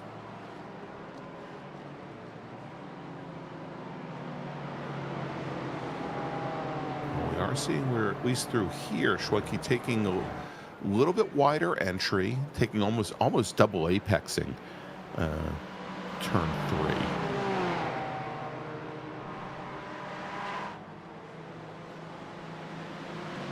Well, they're about to have race leader Tyler King make his way through all these at least one more time before it's over. There is Tyler. And Tyler a little bit wide there as he gets around Mike Dam. Just had the rear end walk out on him just a little bit.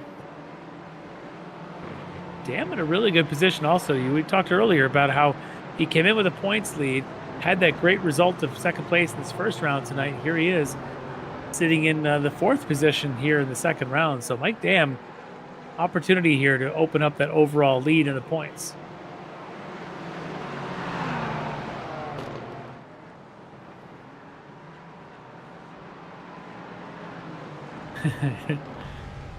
Tyler King being very cautious here with this battle to not to do too many wild things. He does sit between the two cars of Dragota and Violet for just a moment. Just for a moment there, not any longer. He's cleared though. He's got a lot of clear track ahead of him, I think. As Doug Klivovich says, the fog's putting him to sleep. It's either that or the champagne he's sipping on. I'm not sure which. Or me.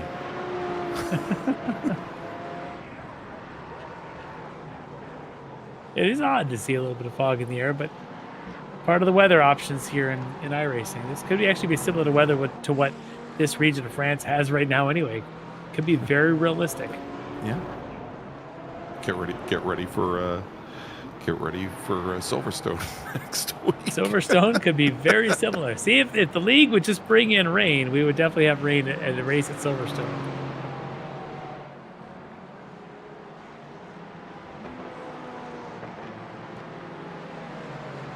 Check in with Neil Weston, who's running second in AM right now. He's still trying to keep up with Leo Dragota, but I think he'd like to just more and focus Leo on Dragota taking to the grass as he's that's an interesting line for Dragota. It was pretty clear that Alex Brown wasn't giving him the most room, but I don't know if it was necessary to go that far into the grass. Let's take a look here.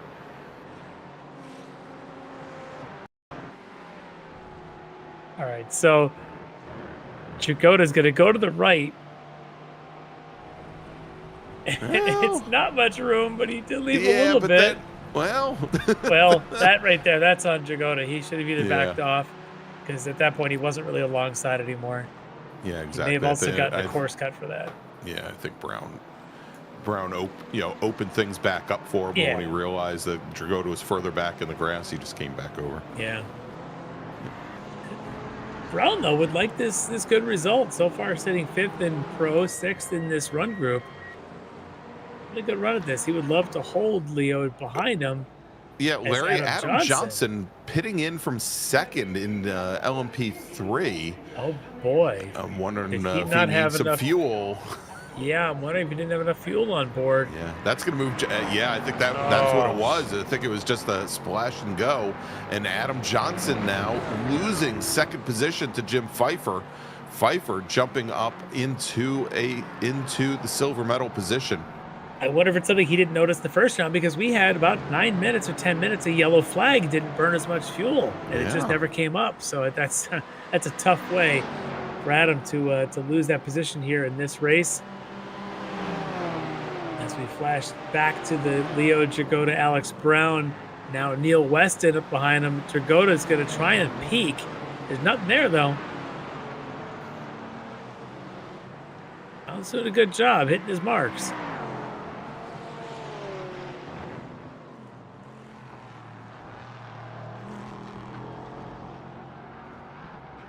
All right, and now as Tyler King comes out of the final chicane, white flag is in the air. Larry, one more lap here at Magny-Cours.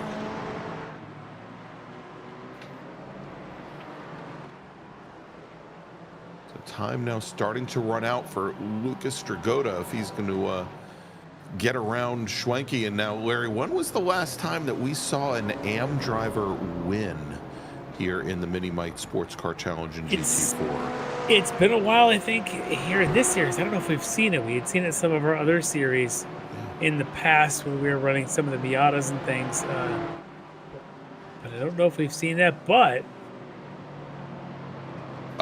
Larry, forget Eric that. I just, John yeah. Grabowski just told us and just noticed that Travis Schwenke had gotten around Lucas Dragotta. Yes. So move Lucas now into third. So now I'm wondering if that GT4. Mercedes tires might finally have gone off, or the BMW is just coming into its own, because now the other BMW of O'Brien, Mike Dam now trying to pressure Lucas to try and get one more position. And this would really help Mike Dam in the points battle with Eric Violette, who looking like he might win this race. Dam here on the last lap would love to catch one more position. Now for Dragotta, for Lucas, he's likely going to get the AM lead and the AM win. But can he get the couple extra points that goes with it? Oh, and there may be contact there. There's contact as Tyler King's coming out of the final chicane now, Larry.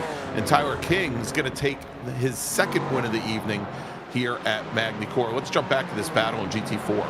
Yeah, and that was also, I think, Jim Pfeiffer that just sort of went through the two of them. But a little bit of a slide there for Lucas Dragotta. Mike Dam had to check up a bunch. There may have been contact, but that's all right as we go through the last corner here, last couple of corners. And now Schwenke has an issue, and that's going to be an opportunity for Lucas. Here we go as we have, I think, just two more. Well, we've got here turn 15, and then we've got the chicane, and Dragotta's got the inside position, but he's going to give it up to Travis Schwenke coming across the line, taking the win in GT4. GT4 Pro, Eric Violette from D2D Sim Racing. Then we have Travis Schwenke from Orion. He'll finish second. Lucas Dragotta from Dragonsport will finish third, taking the win in GT4. And Mike Dam takes the bronze in GT4 Pro. Exciting couple of last corners there with Travis Schwenke and Lucas Dragotta. Luca probably did the right thing there, backing out on that last tight corner before the final chicane. Didn't quite have enough overlap there. Smart move. Save the position, take the win in AM, and let Schwenke have that second place in Pro. As we got this battle continuing, this is Neil Weston. Looks like he wants that second place. Well, that's actually, Larry, I think that's after the checkered flag, and so Neil Weston is going to finish second in AM. He holds off Dale Maxwell, who will finish in third. So we've got Porsches 2 and 3 in AM, as they had finished just behind. I think they had finished just behind Alex Brown in his Mercedes. And so it is King, Pfeiffer, Johnson, 1, 2, 3 in in LMP3, Violet, Schwenke, and Dam in Pro, and Dragotta, Lucas Dragotta, Neil Weston, Dale Maxwell, 1, 2, 3 in AM. All right, we're going to take a quick break. Thanks some of our partners and sponsors. And when we come back, we'll talk to some of our podium finishers here from Magny-Cours, where you've just seen round number 5 of the Extreme Motorsports Ricmotech miniMite Sports Car Challenge here on Apex Racing TV. We'll be right back.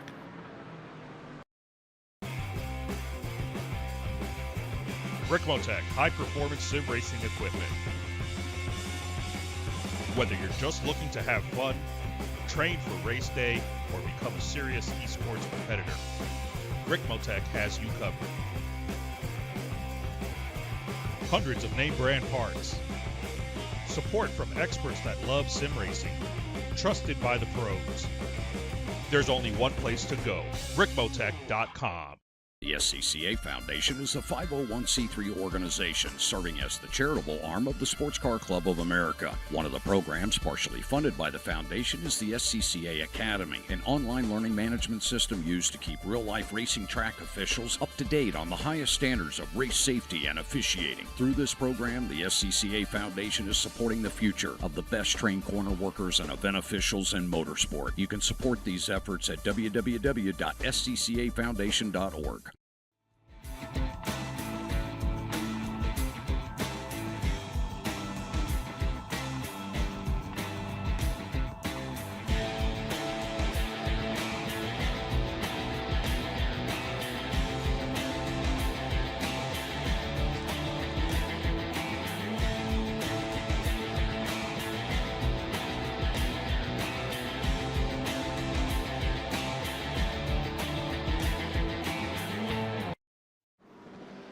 The search is over. The most comprehensive league scoring solution is here, with the ability for multi-level championships, custom incident tracking, post-race time penalties, support for heats, drop weeks display, multi-car team scoring, advanced web widgets, rookie championships, a custom paint system, and load those results in seconds. Visit extremescoring.info today.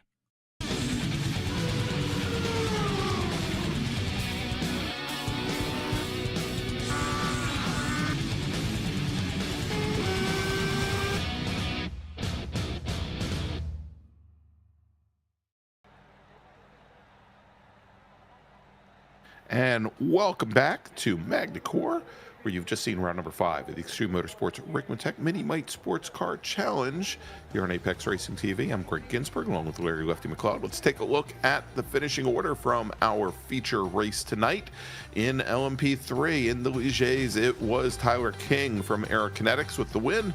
Jim Pfeiffer finishing second. Adam Johnson from The Wrong Stuff having to make that last lap, or second to last lap, pit for fuel.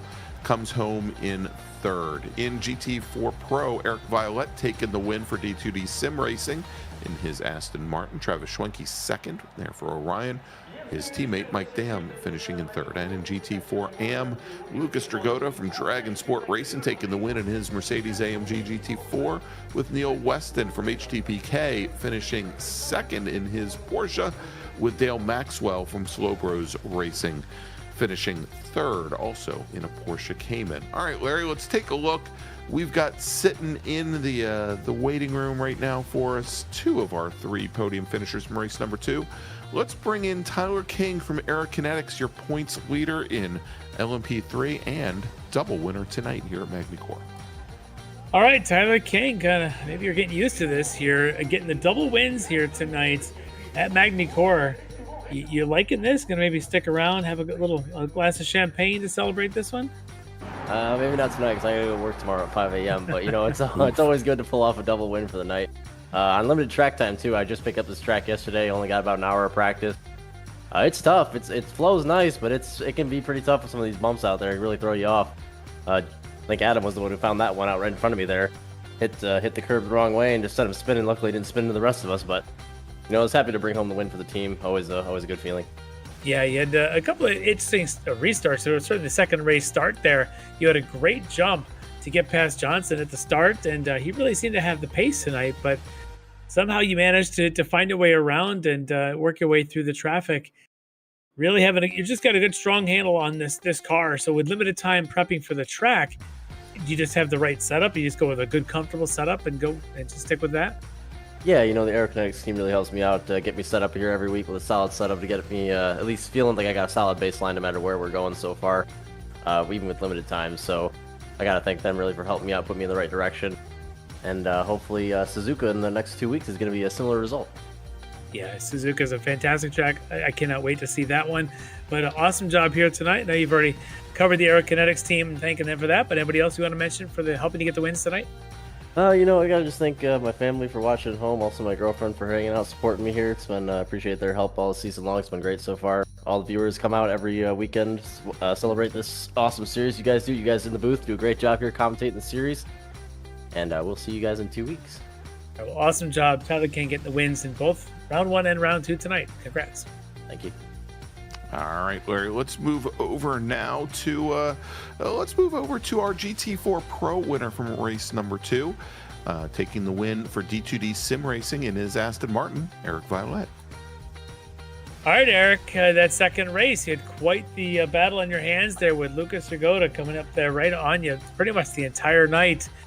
How does this place drive when you've got that car that looked wicked in the first race? Now, I don't know if your setup was different, but how do you keep that thing out in front and withstand all that pressure from Lucas?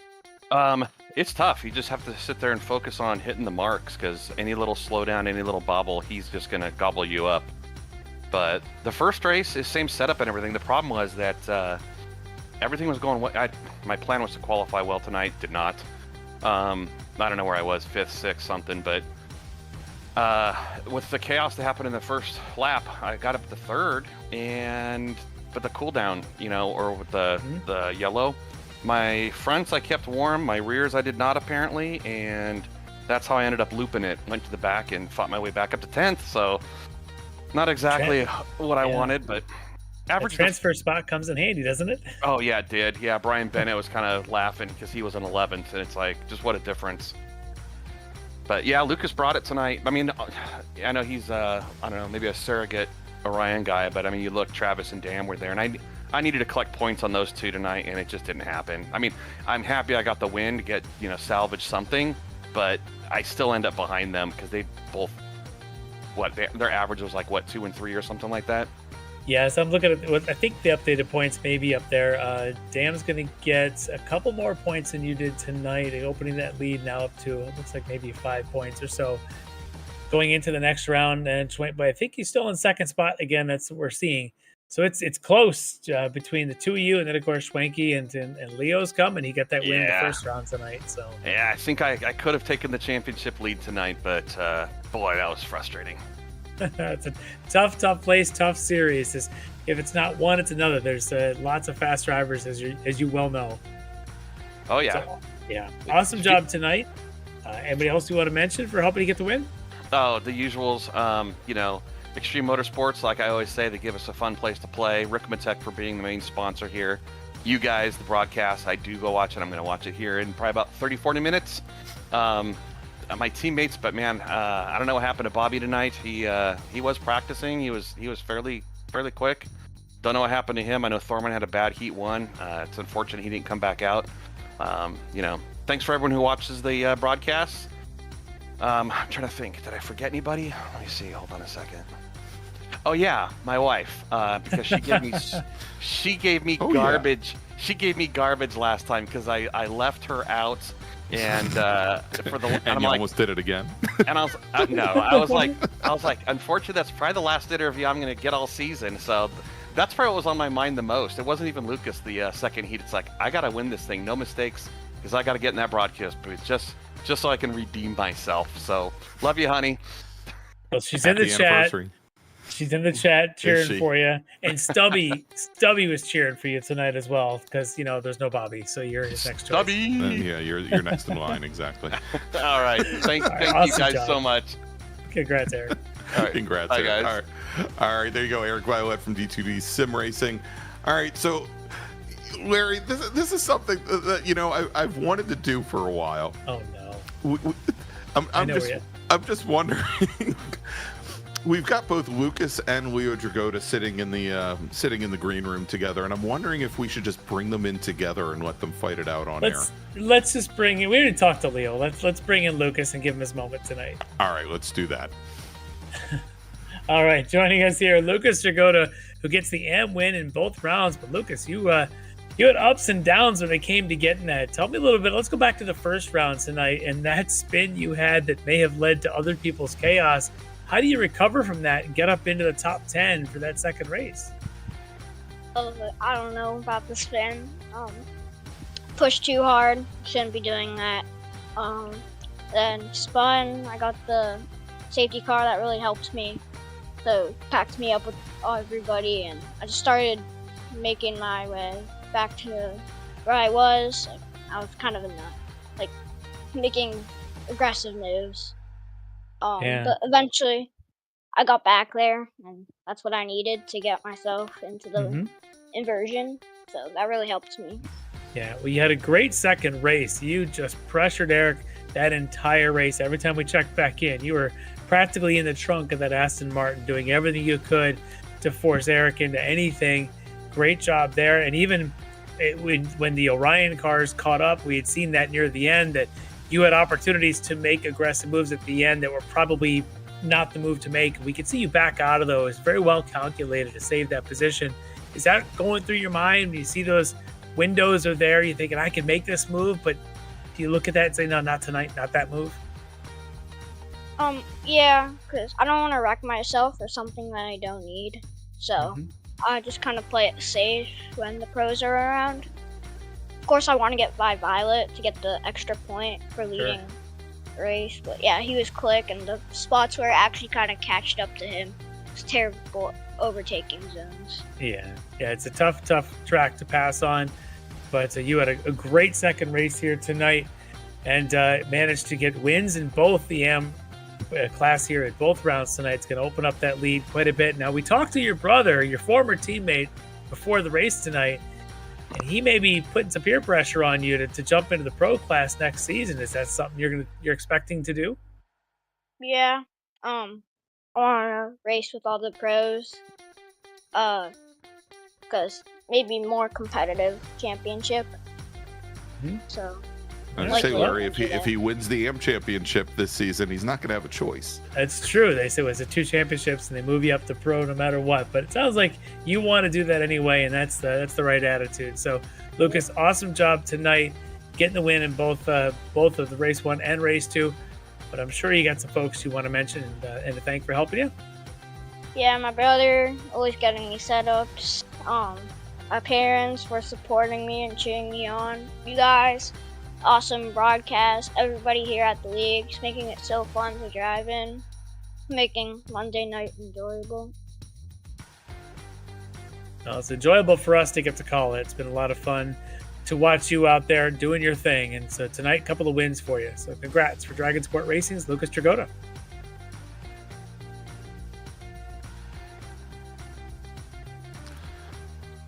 All right, Larry, so that wraps up, I think. Or do we want to bring in? I know we talked to him beforehand. Do we want to bring in young Leo as he's sitting in the green room? If we have a minute, we can do that. Yeah, I'll tell you what. Let's do that. Let's bring in Leo Dragotta from Orion Racing. All right, so Leo, we talked to you before the race, and you were telling us this wasn't one of your favorite tracks, and I'm starting to think that maybe tonight one of the races might have been your favorite, but not the other. Let's talk about that first race. Great performance, almost dominant performance there to win that first race. You seem to get pretty comfortable with this track pretty quick. Is that just getting that groove, getting that zone? Yeah, I was actually very tentative with the brakes. I mean, I spun it like a lot during practice. I was struggling with rear locking, so Mike was right on me for most of that race. So I was just trying to stay alive, to keep it straight. Yeah, it was a great performance there. And in the second race, you were very quick, but you had a lot of different things going on there. I believe there was the penalty for the contact on the opening corner, and then just a lot of interaction. But you made a really good fight to get through that field. Were you just seeing what you could do to make up positions to try to maximize points? Because it looked aggressive but fast. Yeah, just trying to have some fun, make up what I lost. Well, you did a great job there. You got yourself back up to, I think, 5th in class, 6th overall in the GT4s. That's going to help you when it comes to the overall the points for sure, as there's still 3 more rounds to go. We're looking forward to it. This could be a pretty good photo finish here in the GT4 class for this season. So awesome job. It's great to be able to talk to you at both ends of the night tonight. And got anybody you want to mention or thanks for helping you this week? Orion again, Sophie, Lucas, family, you guys for the broadcast, everybody at the league. Yeah, that's pretty much it. All right. Well, Leo Jagoda, good job tonight, getting one win in the first round and a good recovery there on that second race. So awesome job tonight. Yep, thank you. All right, there you go. Leo Dragoda, one of the two Flying Dragoda brothers, and our winner in GT4 Pro in race 1. All right, Larry, let's quickly wrap things up here. Next week, Monday night, November 4th, remember, going to be a time change here in the States this coming weekend. The Ricmotech World Challenge will be at Silverstone, possibly a very foggy or rainy Silverstone, for a 75-minute race. And then in 2 weeks, the miniMite Sportscar Challenge heads to Suzuka for their twin 35-minute races. That's going to be round number 6. And then in 3 weeks, the World Challenge heads to Sebring for one of their 90-minute endurance races. And don't forget, we've got the Ricmotech Touring Car Cup coming back in January for our MX-5 Cup and GR86 Cup cars. You don't want to miss that. So, for Larry Lefty McLeod, for Jonathan Grabowski, I'm Greg Ginsberg, and we'll see you next Monday night. Have a great week, everybody. Ricmotech, high-performance sim racing equipment. There's only one place to go, ricmotech.com.